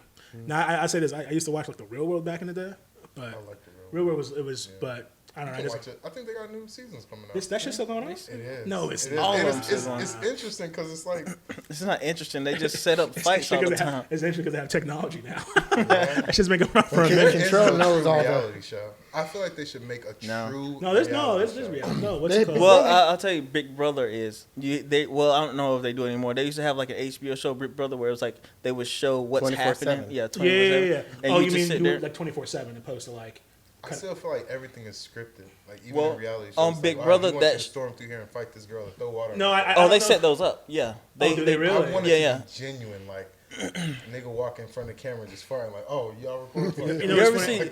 funny? Was it Flavor? No, it was Love and Hip Hop? It was the one Did with she poop herself? that Button was New York? on. Love and Hip Hop. Love and Hip Hop. Yeah. Where was it Chrissy? I think. No, her it name was Jim Jones. He walked into somebody on the store and was like about to him. Well, remember the woman? She was like, "I'm done with this because the producers constantly set stuff up, and like that's causing too much drama in my life." And so she left the show Maybe because it that's what Was happened. it Joe Budden's girl? Maybe. Because I think Tahiri so. was on it. Tahiri. But like the Jesus show, Christ. like these shows, they do that. The producers will like May have to swap him out for Tahiri. put like for example, if someone is if an ex-boyfriend lives near the house or something, they will put them in a restaurant, and they know these two people don't like each other. Put them in a restaurant, and then like try to set the girl I didn't up with the know any next of that. one. That's They crazy. do little stuff like that, just little tiny stuff that makes. And plus, they're all in the house; they can't have their phones and stuff, so they're constantly seeing each other every single day. You get tired of each other, and then they do little things. It happens. All the time. You know what it is? That's I why think, it's interesting honestly, like that. reality can be boring. So if you just let nothing happen, that's probably why they're doing that shit. Yeah. But then that wouldn't be, that You would gotta be reality put, TV. you gotta put like people who are problematic together. Like, feel like That's what they like do. Kanye and That's Taylor what they together. do. That's what they So- do, though, dude. Love and Hip Hop New York between I don't know if you've ever seen it, but like when Joe Budden was on, I did watch that season. I And was it trying was to Joe watch Budden, and then Corey Guns, Peter Guns' dad, fucking two different chicks. Like it was just like, yo, this is fucking wild. I know, because I was listening to the podcast and they'll be joking. They're like, oh, you got to record Love and Hip Hop this week or something like that. But I never got into watching it. I never watched this. You know what's funny? I'll say this. I was telling someone this. Like, you know, like have you watched Love and Hip Hop before? So I like, haven't watched a single episode. okay, there'd be like a lot of rappers on there. A lot I of know Pap and Remy was on there, right? Yeah, but like, not them. There'll be like, Lil Scrappy was. there'll on be the like one. other rappers and other people singing all the time, and like this music just never comes out. So I don't know if they're just singing for staging purposes or like, yeah, this is a new artist, and it's like, all right. I saw one girl, something. There's so many of them. Like if you watch Love and Hip Hop, The I'm girl like, that they thought was a transsexual or whatever. Can't remember her name. oh, Wild Jocelyn. Out from Wild Out. No. The girl, Jocelyn. Yeah. Hernandez? Yeah. She came out and like she was on Breakfast Club and everything, trying to promote her music and stuff. I don't know where she at today. I think she got in a reality show actually. That was the one that was fucking with Stevie. yeah, Stevie yeah. J. Oh, yeah. Yeah. Wasn't that Love and Hip Hop? Yeah, I was loving hip hop too. Okay. Shit, bro. They need to do something with like Uber. Kind of like how the Taxi Cab Confessions. Oh yeah, that Damn, would be showing dope. my age. You remember Taxi Cab Yeah, Confessions? yeah. She's and that was on HBO, right? Yeah. Late That at shit was night, good. yeah. They What need would to do that. Oh, you mean like okay? You know, it's funny. For some reason, I was thinking like Uber Eats. They need Like- to, I mean, same thing. No, but we're gonna be in so- the car besides the person. You're gonna be eating your food or something. Exactly. He'd be like, so normally what I do is I bite the other side, Yeah. and I put that shit in the bottom of the bag, so that way that motherfucker don't realize till he gets to his last. Like, God damn, that's what y'all doing. Hey, you know what the Mandela effect is? I do. Nathan got a couple quizzes for the Mandela Let's effect. do it, You wanna yeah. take? Let's see who can remember these things the best. It's funny because I've looked at these before and I'm typically feel I'm pretty correct. All right, so the first one here is Yeah, I don't remember him having a monocle. yeah. I'm gonna go with number 2. What you got, Cairo? Ri'Yadh. Number 2. That's the Monopoly Man, right? Yeah. This nigga just put on his Don't glasses? click it yet. Wait, Oh, that was correct. Hey. It's a guy on TikTok who does. Oh, I all would've the guessed black one, though. quizzes. Go next. No, I don't remember having. Yeah, we're playing this game, all right? We're playing this game. Was this planned? Yeah. I'm Wait, What's the difference? Looney Tunes is spelled differently. Oh, it's definitely It's Tunes. It's Yeah, I O. think I it's want to with say you. it's tunes like music. I Yeah. just feel like that's I'm the one. gonna say number 2. What you think? number 1. Number 1. I'm gonna go number 2. I gotta go number Have 2. we seen the answer? It is the first see? one. Dang. Okay. Tunes? Why would it be Tunes? Right? Yeah, why would Yeah, it it be doesn't Tunes? make sense. I just felt like, why would it be? So I'm like, that's probably. Do you remember the tune? Honestly, I don't remember it. I just never looked. I mean, That's true. That's That's all, folks. Yeah, what's up? All right. I know this one. I ain't on the front. Oh, it's definitely not UI. Look right. It's definitely the first one. Yeah. Ain't no way. Yeah. Ain't no fucking way. Dang, I was thinking, I don't remember Oh, that it's many Fruit Fruit Loops on there, though. Wait The a bow minute. tie. I know it's the second one, Wait, but why that would the bow first tie one. be in front of the Covering up words? the words. That's bad marketing. Yeah. Yeah, Look how right. he has like a Why he triple looks chin. so fat though? It looked like his neck just can't get out the can. Hey, you look like Courtney. Like they shoved him in the can. I've been trapped here for 2 decades. Let me go with the second one. I'm going with the second one. Jeez, what if we were wrong? If we're wrong, yeah. Now they just fucking with us. That's that first Holy one- shit, we were wrong? No, we're right. We're right. It's the second one. Oh, come on. Oh, it's definitely the first This one. is too easy. It's a little person on top of her head. It sure It's like is. That's a little crab. That's a That's little a crab. mermaid. Those are 2 snakes on her leg. Under the It's definitely the sea. first one, right? I don't do Starbucks like that, but I know it's the first one. Uh-oh. Oh, he didn't have a tail. I know that he didn't have a tail. Number 2. I'm going to say 1. Curious George didn't have a tail. He didn't? No, he didn't. What type of monkey don't have a tail? Because he never wore George. pants. The So real question is, where is his tail? that's how you know he's domesticated. That's Cairo right there with his tail. Where's his tail, bro? It's like Yeah, he Wu-Tang was got him. domesticated. Oh, I know me some Why they chicken. make Why are it they look doing like this? that? So, look, it's definitely the first one. Like a nigga's fat. I mean, it would make sense. That's before the trans fat. That's back when they had the cakes and wedges. In the lava cake. I know this one because I worked there. I'm gonna follow your lead. I thought you can't tell people that. I don't care no more. What's the Number 2? It's number 1 because there's no dash. Yes, it is. I even drew that. Yeah, I think because it's a I was dot. bored Yeah, at I work. was- I think it's a dot. It's 2. I'm going with 2. Okay. Sure. Hey. Whoa. I think it's 2. It's the first one. You sure? It's definitely E at the. It's yeah. I It's the trust first you, one. but I'm gonna go with 1. I mean, I'm gonna go with 2. Nah, I think it's the first It's one, the right? second I one. think it's 1. Yeah. That's yeah. crazy. Yeah, my mom used to be shopping there all the time. They don't even have think this there are skinny any more anymore. Yeah. Oh, I know it's this because I 2. always spell it wrong. It's 2, right? Yep. It is. I would imagine. It's too. 1. No, I don't know. I it's spell it wrong 2. anyway. Whenever I write on my grocery list, I know. That's It's, how I got it text right. me. I know it's 2 because I be spelling it wrong. Oh, too. Yeah. it's 2. Yeah. Oh, shit, that's the first one we got wrong. Okay. Yeah. There's only 1 E.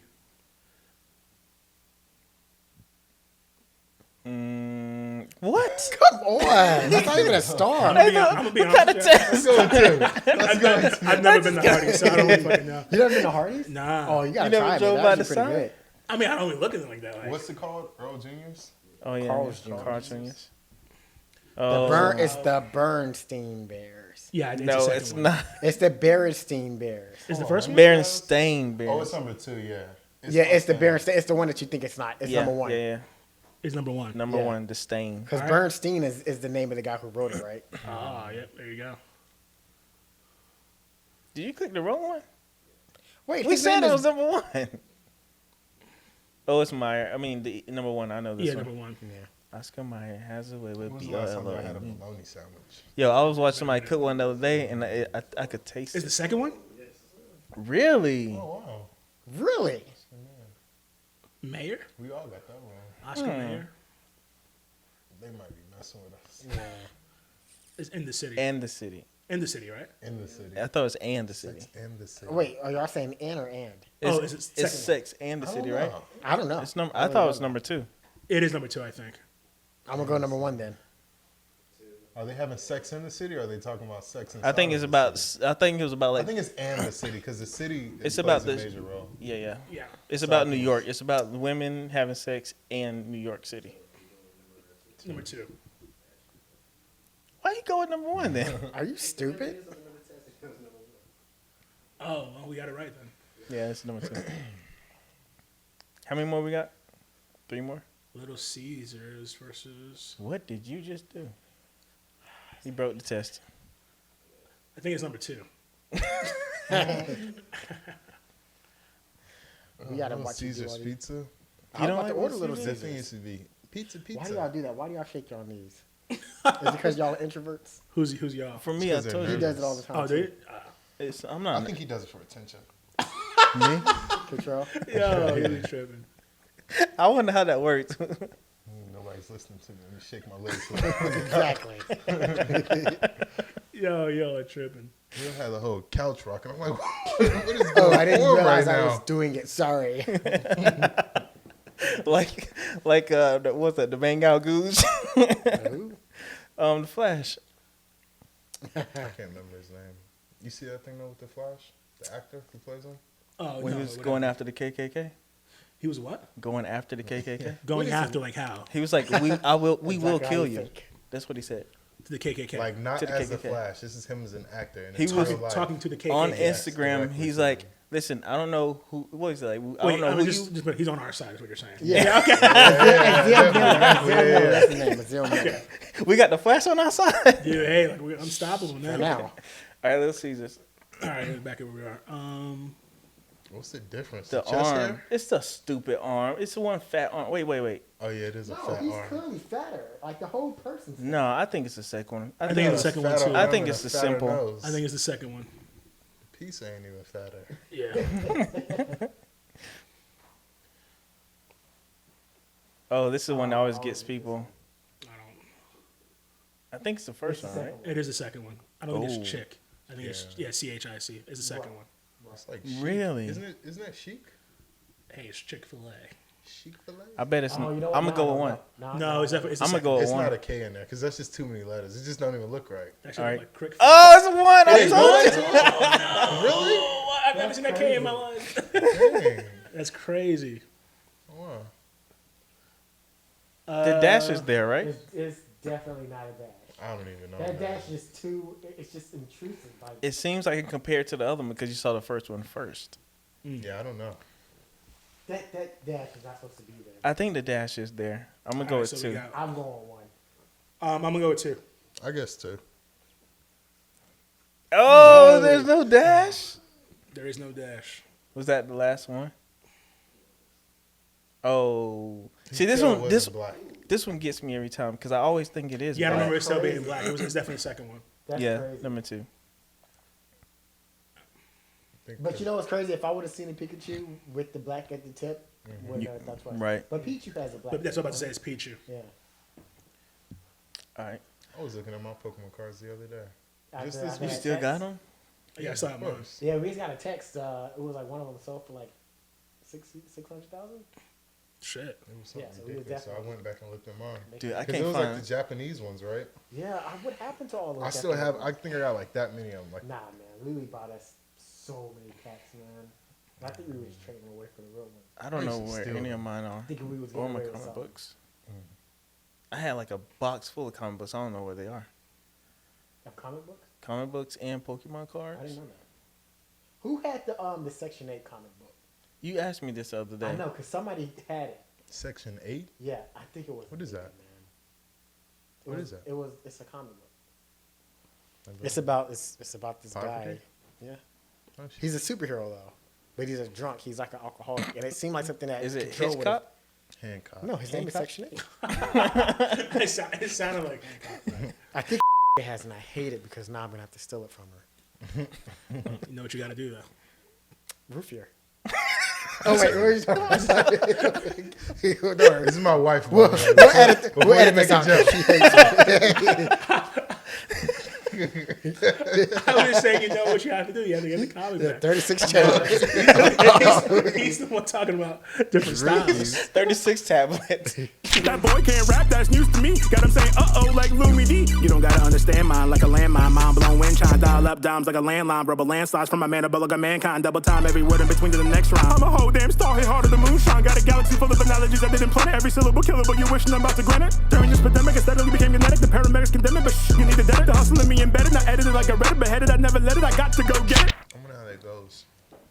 If you get like one lump sum, or to me in contracts where you get like. Well, I think it depends on the company. Yeah, right? it depends because most companies are going to want to be one and done. They don't want to share their future income with you, especially like if you try to prove yourself. So you may be like, hey, I'll give you $1,000 to write this, and you don't know how great it is. You just At the write moment, you're like $1,000. Right. Oh yeah. Even if it's more, you know what I'm saying? You know James Fauntleroy, right? I sent you some of his music. He talks about this, about like being a songwriter. Like you have people who will say, oh, you have a deal to write this song. But when you look at the song credits on an album, it'll say like James Fauntleroy, and then it'll say like 2, 3, 4 other names. And they're like, well, since there's 4 other people on there, that doesn't count as one song. That counts as 25% of one song. And so like it locks you in the contract longer. And so like he's like, even if the person didn't write anything, they can just sit in the studio while you wrote and sung on there, and then they sell that person was in the studio, so that's part of a songwriting credit. Okay. And he's like, just because that's how they kill those people that lock them in the contract when they're up and coming. But he's like, when you get to know what you're doing and then you got a bigger name, all of that stuff goes out the window because you can do what you want to do. You can be like, no, I don't want anybody in the room. I'm going to write this only on myself. This is going to count on one song credit and all that stuff. So, but yeah, they be trying to get people like that. Companies be doing that. Yeah, exactly. And you don't know any better because especially to get you young. Yeah. I mean, almost like signing a deal. But the difference is you have to know strategically to plan it out. So, like, I'm sure Pusher probably got playing on. He looks at it now. He's like, I could be getting paid off of that. So let me make sure I got this straight because I don't know anything about it. He made the original McDonald's jingle. What you hear right now, the I'm loving it. That's Pusha. Really? So the thing about it is, he got a bag for it, but that's all that he got from it. Mm-hmm. So short term, got a bag, right? Long term, this shit blew up more than what you could imagine. Right. So you're not getting any type of feedback. That money that's coming in, he's not getting any of that. And I think that leads to the diss he just put out with Arby's. If I got everything correct. I think so oh, you didn't hear about it? Pusha T is the one keeping Arby's in business. We were just talking about who was eating at Arby's. Like, how are they still a company? I still don't know. Never seen nobody go into Arby's. Never seen it on any of the apps for. Well, I think it's more so black people. I don't go to Arby's, so like. No one does. We have the meat. It's just empty. It's just empty. All I think of, do they make anything besides roast beef sandwiches? The issue is everything they make you can get from a deli. Yeah, go to Subway. Or make it yourself. That mocha, the mocha frapp or the Java mocha drink, whatever. Milkshake. Yeah. And then they have good mozzarella sticks. Their fries are good too. The rest of it. And Arby's. Curly fries are good. Arby's? Huh? Arby's? You talking about? Yeah, they have curly fries. I've never even given it the time of day. Control. Stop. You know you eat at Arby's. Never had Arby's a day in my life. I know there's something look about how you're Arby's. dressed. You maybe, eat at Arby's. Maybe I dress. Maybe Pusha T now have some type of sandwich there. The Pusha T sandwich. Look, he's trying to get his bag back. You know what I'm saying? He's trying to get his royalties back. All right, Nathan, you want to play it? Already, nope. I'm the reason the whole world love it. Now I gotta crush it. Filet-o fishes. Then you should be disgusted. How dare you sell a square fish, asking us to trust it? A half slice of cheese, Mickey D's on a budget. Arby's crispy fish is simply it. With lines round the corner, we might need a guest list. Eggs at stage left, the sandwiches taste fresh. A little cube of fish from a clown is basic. Say less, this argument is baseless. Drowned in tartar, that filet-o fish is tasteless. See, Arby's only deals in the greatness. I bet the house on it like it's Vegas. Look, I could sell water to a well. How could you ever think I'd fail? Yeah, the crispy fish sandwich blazing trails. The mother clown's just too frail. Yeah, if you know me and you know me well, our fish is gonna tip that scale. This is a paid advertisement brought to you by the Unrivaled. That's a commercial? Imagine if this was like a big, like wasn't Arby's. Imagine if it was like BK or Chick-fil-A and it was like a huge artist like Jack in the Box, Drake or somewhere like that. And that would really set the trend because people would be like, yo, McDonald's and Burger King is beefing, and they got Drake going at No, or better yet, like Pusha T does this, and then Drake goes to McDonald's and be like, Pusha T, I'm doing better than you. You know what I'm saying? Would actually, that would be it right there. Now I'm trumping your Arby and I'm taking your royalties too. Like, woo! Jeez. It'd be a rap. It'd be a fucking rap. That would be good. Yeah. Then we got That was bars right there on the spot. You think so? What he just said. Oh, I thought you were talking about here. I'll be honest, this right here, mid. Oh yeah, Push. I've never been a huge fan of Push. What? I just haven't, man. He's on the same thing every single time. I feel like this was a cocaine song too. In some way. Because he did say something about fish scales. I was like, ain't no fish scales on I don't know about The thing that. about, I mean, I do like Pusha, but I think he does stay in that zone of like. All he know is powder. Yeah, we know you push coke and And he didn't say anything about Coke because they're sponsored by Pepsi. But if it wasn't, The only reason he went to Arby's is because Coke didn't want him. That is They fine. said we already get free publicity from you. Nah, but the bigger That'd be picture, crazy if the Drake big, went to the, McDonald's. it would, right? My God. But the bigger takeaway from that is there's a bag for that too as well. Like writing jingles and just making sure you do it right. Oh, Like, yeah. they pay for that shit, especially but the paying hits. for it how? Where are they getting the money from?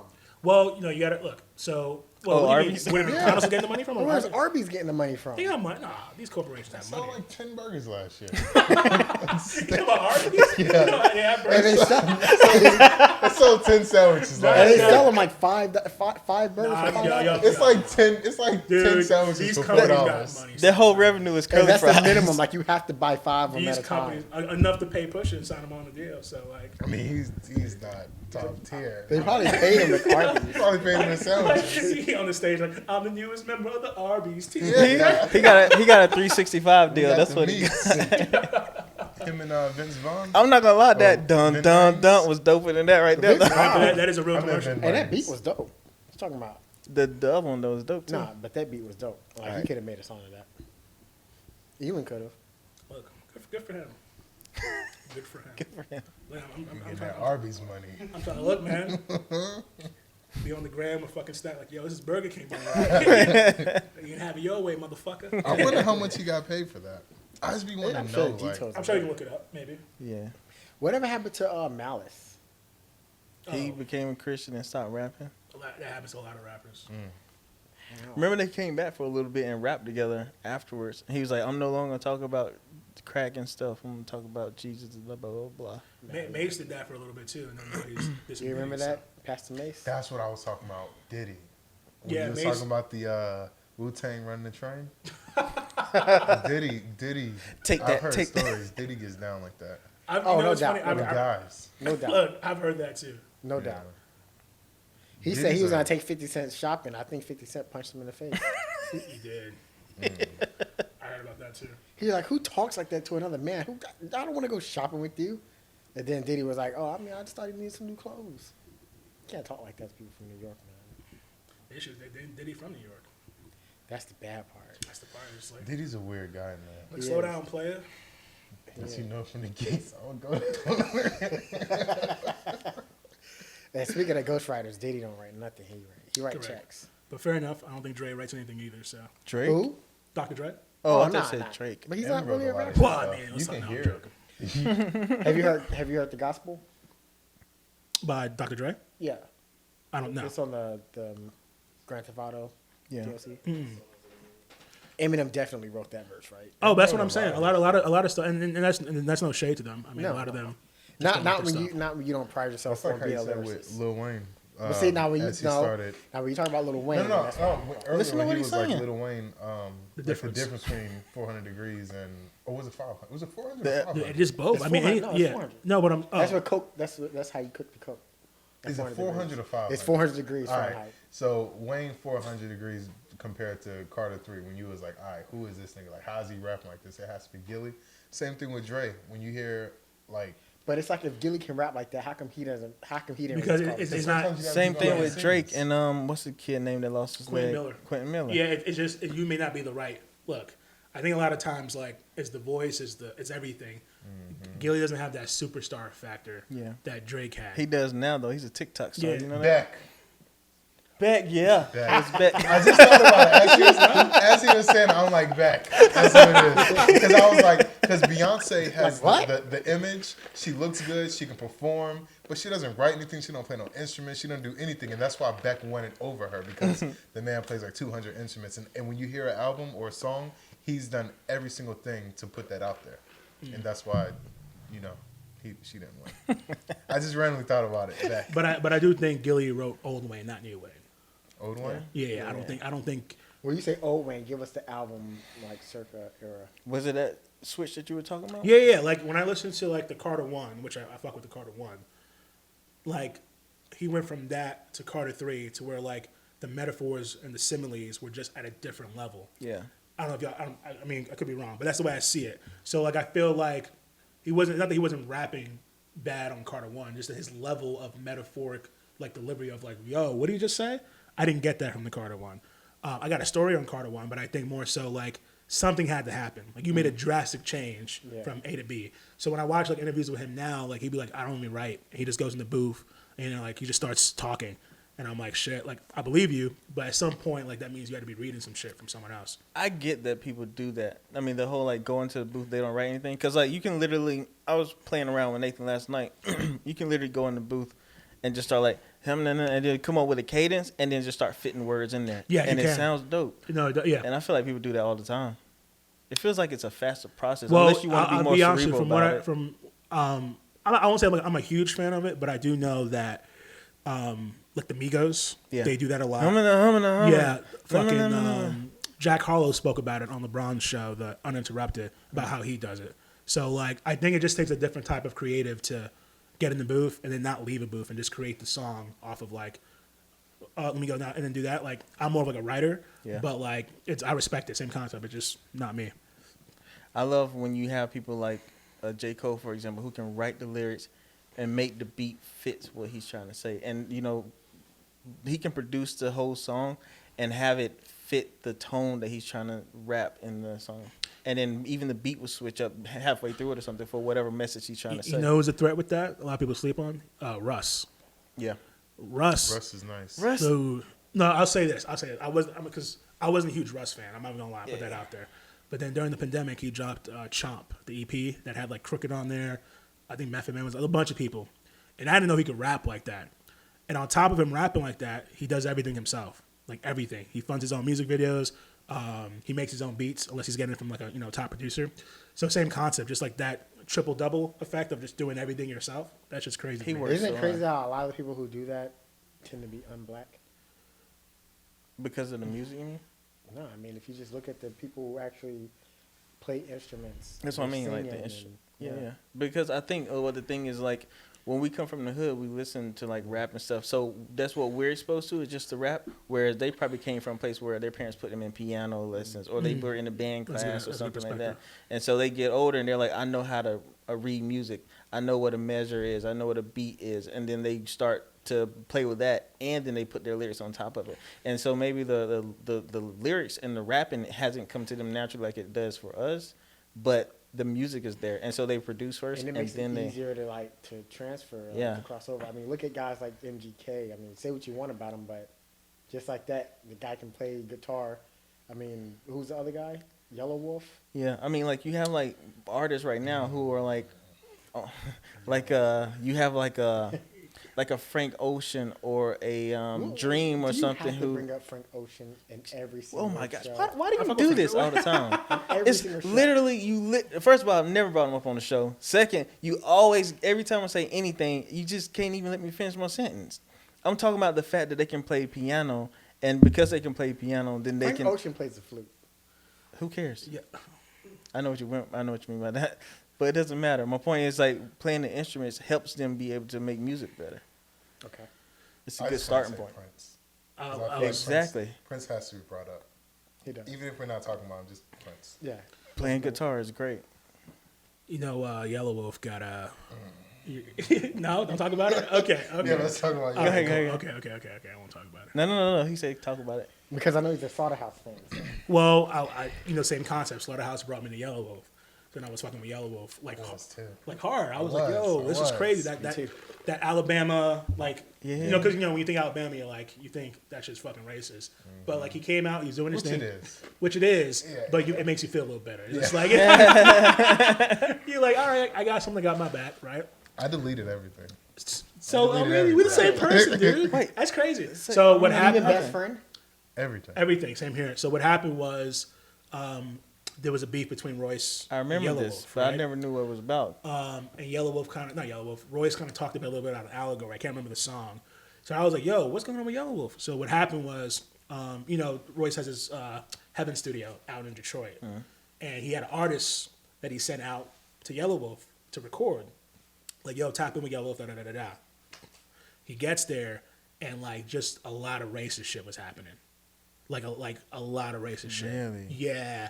And not just from, like, Alabama. It was more so from Yellow Wolf and his camp. Did he say like specific kind of stuff? I think he did. I just don't remember exactly what it was, but it was enough for me to be like, yeah, fuck this dude. I'm good. Dang. Because, like, the things that he was saying and it was addressed, he was just like, yeah. So that's why he addressed it on Allegory. And for me, Yellow Wolf, I don't know. I can't pop the trunk no more. Dude, not even. What was the one he had? What was the one he had with? I think it was him and Sci-Hi the Prince on it. That shit was good. I can't remember the name of the song, but I used to have a lot of shit. Because whenever I get exposed to an artist, I start digging in the crates for them. And just like, even if I'm late, I'll be like, all right, let me go back.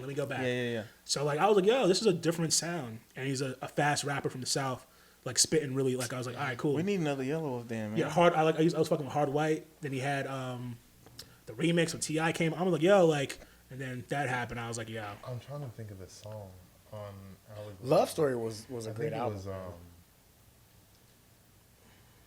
I got the beat in my head, but I They can't had it remember on the song. Call of Duty, right?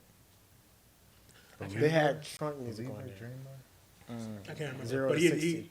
I feel like it was a feature on there too when he spoke about it. Yeah. But yeah, I just like, shit, dude. That's unfortunate. He's such a, like, I won't say like super unique, but it was a unique sound and a different. Absolutely, yeah. It was. And like I feel love like chunk music. Dude, I love it Story. sucks, man. Dude, I thought like it was just different. I always like different. So Catfish especially Billy. like branding different with what I was already listening to because we was really fucking with Slaughterhouse. Yeah. So I was just like, yo, and then they had the cipher, not the one where everywhere Oh, he else, but was the trash BETs. for that. You know, like the BET cipher? The one that Yellow was spit? No. I'm just saying. I didn't say look. Overcomer. Yeah. Overcomer. There you go. No, I'm just saying when they were together. Oh, yeah, I was embracing him as. Yeah. He was part of Slaughterhouse. Yeah. The That's shady. Yeah. Does he still make music? I haven't heard from him. I think he years. does, but like at this point, I don't even go looking for it. He's They probably tend to making switch country lanes. music. Like your I don't- But that was why we brought it up because like someone like that, if he's not accepted in one lane, Remember Asher Roth? Honestly, I'm not gonna lie to you. I still fuck with Asher Roth. Really? Has he let out anything? The last thing I Yeah, heard he was, did. He was also recently on Drink Champs with Mickey Really? Fats. really. I need to Yeah. watch Drink Champs. I need to 'cause watch it. Oh, you don't watch Drink Champs? I don't. Oh, dude. I catch the big ones. The thing that's the thing. I watch the majority of them just because like a lot of it's like, you know, I'm gonna give you your flowers, but Asher Roth was on there with Mickey Fats and this other rapper named Blue, which I think is big, but I don't really listen to his music. But I used to fuck with Asher heavy. I did too. Yeah, man. I mean, it was different, but I used to fuck with it. I sleep in the bread out. Sleeping the bread. Yeah, out, yellow cover in the College. supermarket. I love college. Yeah. You had a Lock on I My love Go Kart. that one. Oh, Lock on My Lock Go on My Kart. Go Kart. Yo, hold on. What was the one? Lions Roar? That was Yeah, the with one. Buster. Yeah, it was Buster. Yeah. Oh my god. And Be By Myself. I fuck with that one too. Yeah. So- You know what? I gotta. What was the one with Oh my Eminem? gosh. Not with Eminem, but the one that he rapped about Eminem. Oh, I think that was like the last. I can't remember all the songs. Something like ironing board. Or Me, something. Myself, and I, or something like that. Be Myself. Be By Myself was like, rather be by myself. Yeah. Rather be by myself. He had one where he was talking about this time. Eminem. He was giving him his flowers. And then Yeah. Eminem I can't came remember. back and said something. He was like, "You thought you was giving me my flowers, but really that was like a tongue-in-cheek diss." That is right, because he didn't take Tucson to that. Yeah, he was like, "You thought I was done? Like you talking about me like I'm?" Because that's during Yeah. his hiatus. Right. When he wasn't Yeah, we rapping. were his hiatus, Right. but all fairness, like the hard part, like I don't want to sound like I'm a stan or something, but like Asher Roth, like I remember being on Staten Island, He it was was a happening. replacement. Everybody was just like, "Yo, he's the next Eminem. He's the next Eminem," and everybody was. everybody was- They and do that with every white and boy, don't they? everybody was like asking him these questions, and like at some point, it's like it gets annoying. You know what I'm saying? So I'm assuming that's where that came from. But I'm sure he fucks with Eminem. He just young and didn't know any better. Are there any white rappers that Eminem actually likes? He works with all the white rappers. But like as a like all white great like I don't think so. 'Cause all his grades are Yellow black. Wolf was the only one That he that I knew liked? that he was like really liking. Like Yellow Wolf was the only one. Well, he was signed to Shady. Well, of He course, has that's a Oh, song. you Yeah. mean just artists that are he's grooming or something or bringing in the or shade. like any artist. He's huge Beastie Boys fan. Okay, I didn't know that. I mean, Yeah. he Did you mentions listen them. to Kamikaze, or did you even look at that? Yeah, did you see the Kamikaze album? Yeah, Nah, Did he's- you see the album? Yeah, you're right. it's all about that. He's Yeah. also tapped in with Logic too. He's tapped in with Logic. I always thought it was weird that he worked with so many white guys. Like he openly I like how we embraces. just Really? I like how we just claiming Logic as a white guy. I love it. I was thinking that when you said it. Claiming Logic as what? as a white person. Look, I'm just saying. Isn't it weird? yeah. But isn't it funny how like Logic kind of transitioned to being white over the He's years? always white. I love come on, Logic, come but on, then I was like, Oh, man, this guy's No, he's Nah, I like Logic. He's mixed. he's a good rapper, but it gets old. Like everything is black, white. My mom this and that. It's like, But I at will, first it I wasn't will like say that. like at the height of the one where we went to go see exactly. him too. Bitch, I'm ahead of it. Yes, I'm a dog, but I don't want to whine. The hell am I better than that? I know. Life on earth is so. Okay, hold up, let me son. When he had the I can't remember the name of the album. I think it was Incredible Space Journey or the one where he's like Yeah. Spaceship. What? That was a called good one. Ted. No, that was great. That was fantastic, and I loved it. What was it called? The acronym is TITS. The Incredible True Story. True story. You know, the spaceship. Yeah. That album was. I like. I Oh, love we the listened to it concept front to album back. That like album was amazing. Yeah. We went to the concert. Little kids got on stage playing Mario Brothers and shit. It Remember was that shit? nothing but fucking kids. We was the only two black when, people out there. when we left, we were like, "Yo, Logic is for the kids."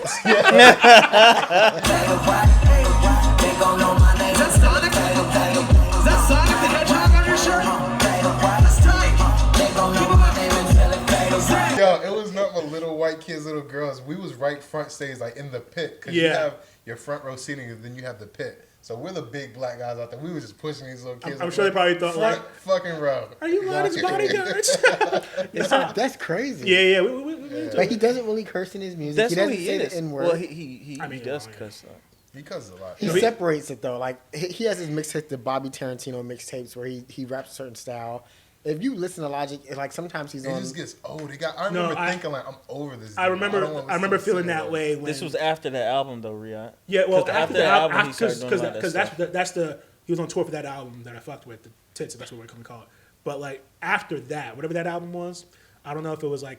So I remember someone going around dressed up as Spider-Man trying to promote the album. I think it was like a black dude. I can't remember. Oh, Black Spider-Man. Black That Spider-Man. Was on, That was on the new. That was on the album right after. That. I didn't really like that album. That that was album. one with the 1-800. Yeah. That That's when it seemed like he was what was falling the off. name of it? That album. Oh, was that's one- when Joyner like came out, right? He was like, "You gonna?" Yes, still, exactly. do That it?" album I really didn't enjoy because that's all. Every song was just like, I'm black and I'm brown. And I was like, look, I don't dude, want to yeah. be alive. Hey. Yo, so Book of Ryan, you remember the Caterpillar song, right? Ooh, yes, Eminem killed it, right? both killed it. I mean, What do you mean both has it- killed it? Royce the 5'9" and Eminem. Yeah, but you know there was a version without Eminem. Yeah, it was a Logic version. I hated It was Logic. I Yeah, hated that was the He worst did, verse. You remember? Oh my He God. stopped the rap and it was like, yo, I'm sick of Bruh, everybody saying this. bruh, And I'm like, bruh, oh my God. bruh. And Ri'Yadh had just said something about that, like, all the time he I talks think about. both of them were on the Book of Ryan, right?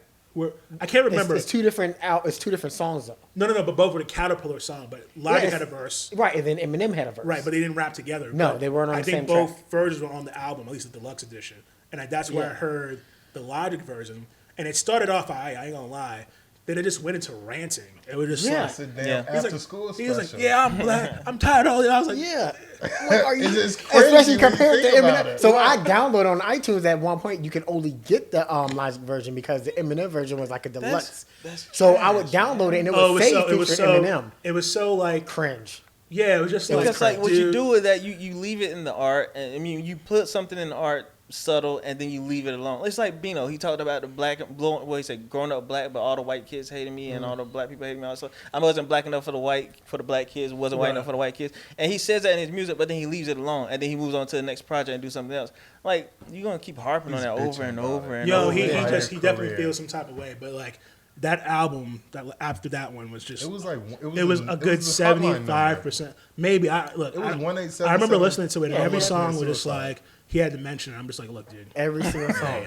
Like we get it. Like, I'll he ride hurts you. with you to a point, but at this point now, and then like I still listen to everything he does, heard but you the like first time. right, but I didn't. But after that, album, I didn't really digest everything the same. I was like, I don't need to go back to another Logic That's exactly concert. what happened. You know what I'm with me, saying? too. Like it was like, His I got to see career Logic in ended. concert. So like, I got you. Yeah, we're good on Logic. That's Logic, really how it his was. career ended at tits. Bobby Tarantino, those mixtapes, All of those them, are good. yeah. Yeah, Yeah. Gang Even related. under pressure. Gang related. Game was related. dope. Oh my god. Under Pressure was Under fucking pressure. amazing. The I love how he intro, the explained intro it. on there and the outro on there were nice. I love And how the- he explained gang related. He was like, it was like a, what was it? It was like a machine gun. He was like, I'm spitting like it's a machine gun because that's what what was happening or whatever. He was Actually, like, you know what? Actually, I just remembered Young Sinatra was good too.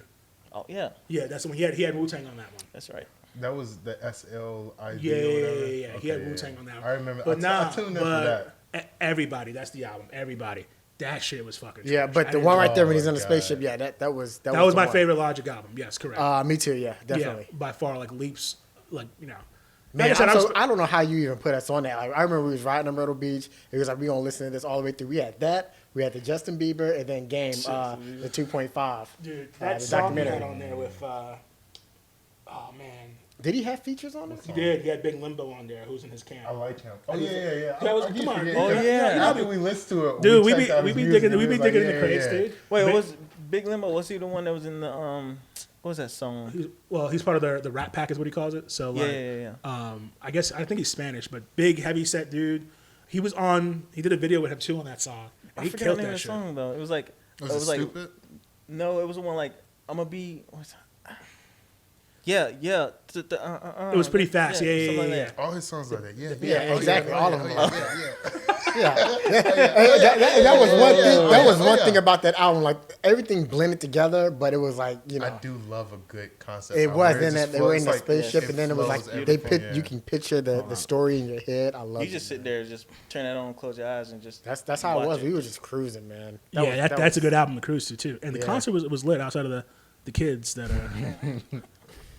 That's who he is, He though. brought All he them on does now is stage, just like. and they had like on the big Titantron, like they were playing Mario Party. Yeah, like old school Mario that we grew up playing. This kid come up here, and this one they're like playing, and he's That's like all he giggling does now and too. He just sits talking there and about how he's black and he white. plays games. And stuff. Good for him. He's I was like, yeah. Yeah, I seen him on Rick and Morty, and I was like, yeah, that's He about was right. on Ooh, Rick and Young Morty. Jesus. That's what it was. Yeah, Young I was gonna say Jesus. Young Lord, but I it Young was close. Jesus was so crazy. The beat, the kid, everything, and then Yeah. Big Limbo matches energy. I was like, yeah, Hey, Big Limbo. I like. he did. Even watching him comes in. perform. Yeah. Oh, you know who else was there? It was Joey Badass. Joey Badass was Joey there too. Badass opened for Was- him, He did. which now looking back sounds crazy because you're Right. like, yo, Joey opened up for Joey's him. dope too. Yeah, we got some good concerts under our belt because even at the J. Cole one, before J. Cole came out, really outside of Jeremiah, because Jeremiah, it was Big Sean. Then Big Sean came out. Big Sean was there. I Big Sean do got came that. out. Yeah. Don't forget YG came out after he had YG. just said he just got shot. He was fucking like blood walking over the stage and doing some crazy shit. That shit was crazy. Yeah. I think there was just those two. And honestly, I didn't really fuck with YG before that. It was my first time like hearing YG. I think the only this YG main song- 400. I was like, yo, who is this nigga? And this nigga moving. I was like, yeah, that was dope. He played some good music because that was just right when "Bitch, Who Do You Love" came out with Yeah. Drake, and he had killed the Hey Body that shit. And then Sean What's had that other song he had though? The one, Fuck Trump. no, the one with the girl. Nicki Minaj. No, why you trying to try me or something like that? He had a song with a girl and Drake was in it too. And they were like riding in the car. I can't remember how it goes. When he was like on a boat. I mean, He he did. was on the skis. I thought you were talking about like what's that? I remember the other one. He did one with like 2 Chainz and Nicki. I don't remember. Big Money Take Lil Bank, something like that. I can't remember. I don't Big think Bang, so. take a little bang. But there you go. No. It's the one. Why do you always hate? Why you always hating? Is that one? Yeah. That one. Yeah, that's the one. Why you always hating? All right, what's up, boys and girls? It's me, Trell, here from the Storytellers Podcast. We're always looking for local talent. So if you make music, do art, anything like that, anything creative, let us know. Send us an email or a comment or something. Let us know. We may bring you on the podcast as a guest appearance, or we might just feature your art. So we can slide it in the podcast some way, somehow. Just let us know because we're always looking for people in the local Charlotte area.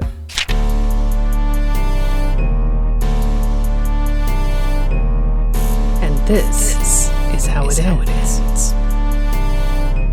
All right, cool. You're Analogical Da Poet, right? Yes, sir. Where can we find you? Where can the people find you online?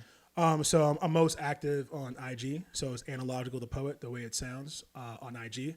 I respond back to fans. I talk to people on there. So that's where you probably want to follow me at. And of course, my music's available anywhere from Spotify, Apple Music, Tidal, Deezer, whatever you listen to. I'm on there. So, but definitely got more stuff. All my poetry's on my page. Like I said, Analogical Da Poet on IG. That's where I'm at. So. Can we put some of your clips on here? For sure, most definitely. Yeah. Send if there's specific stuff that you got like coming up that you want to put. We can put like little snippets in, or you can show us a video that you already got online. Yeah, most definitely. And I also have an album coming out later this year called Fairy Weight, and that's going to be out later around October time frame. So definitely look out for that too. Tell me about the album that you have out now. That's on iTunes. Yeah, man. So I got an EP out. Kind of talked about it during the podcast, but it's called The Bar Tricks. It was inspired just because my favorite movie is The Matrix. So I kind of take some like Matrix events and tie it to my real life events and give you a 6-song project on there. So that's been out for a little bit and that's been doing well for me. Also got a bunch of singles. I got some music videos out there. My latest single is Enter the Introvert. And I also got an animated music video for that as well too. That is also out and that's doing well. So tap in, check it out. Dope. All right, man. We appreciate you coming. Yes, sir. Yeah. We'll put all those links in the description too. Yeah, appreciate that. Right now we got a segment called the Final Chapter. So Final Chapter. Okay. Yeah, for this here, you can tell us a story, freestyle, rap, sing, whatever you want to do. Okay. We're gonna end it on you though. Okay. Oh, this is on me. Yeah. All right, cool. Well, lyrical killer, fire spitter, Godzilla, Duchess, Vanilla. Any stage, I'm immovable like a stone pillar. As I walk through the valley of my blunt smoke, devil straight appear, whispered in my ear, don't choke. See, I had a threesome with success and failure in my bed. I fucked success raw because right before she gave the meanest head. Failure, feel the tension. I don't pay her no attention. I told that home record, listen, I'm not a player, no pun intended. Twin swords, modern day one mic. Back to back night, stomp out any obstacle with each Nike. Determination make a hater say he faking this. But true believers shout my name, the resume said atheist. My past was a present to my future me. See, it broke me down like Play-Doh, but it molded me a better me. Top ramen, the only thing I had was clutch. But I was mixing up the season, go to Ramsey with the touch. Man in the mirror, I'm telling you, you deserve better. It's time to claim the spot like a bedwetter. Success, pretty lady, I'm trying to wife you. Citizens arrest, lock you down, I'm trying to wife you. Now success got a question. Will I love you like I should? My response, baby girl, every morning would. Tell you that I love you, if I can't have you, I'ma lose it. She said, if you don't love me, you gotta choose it.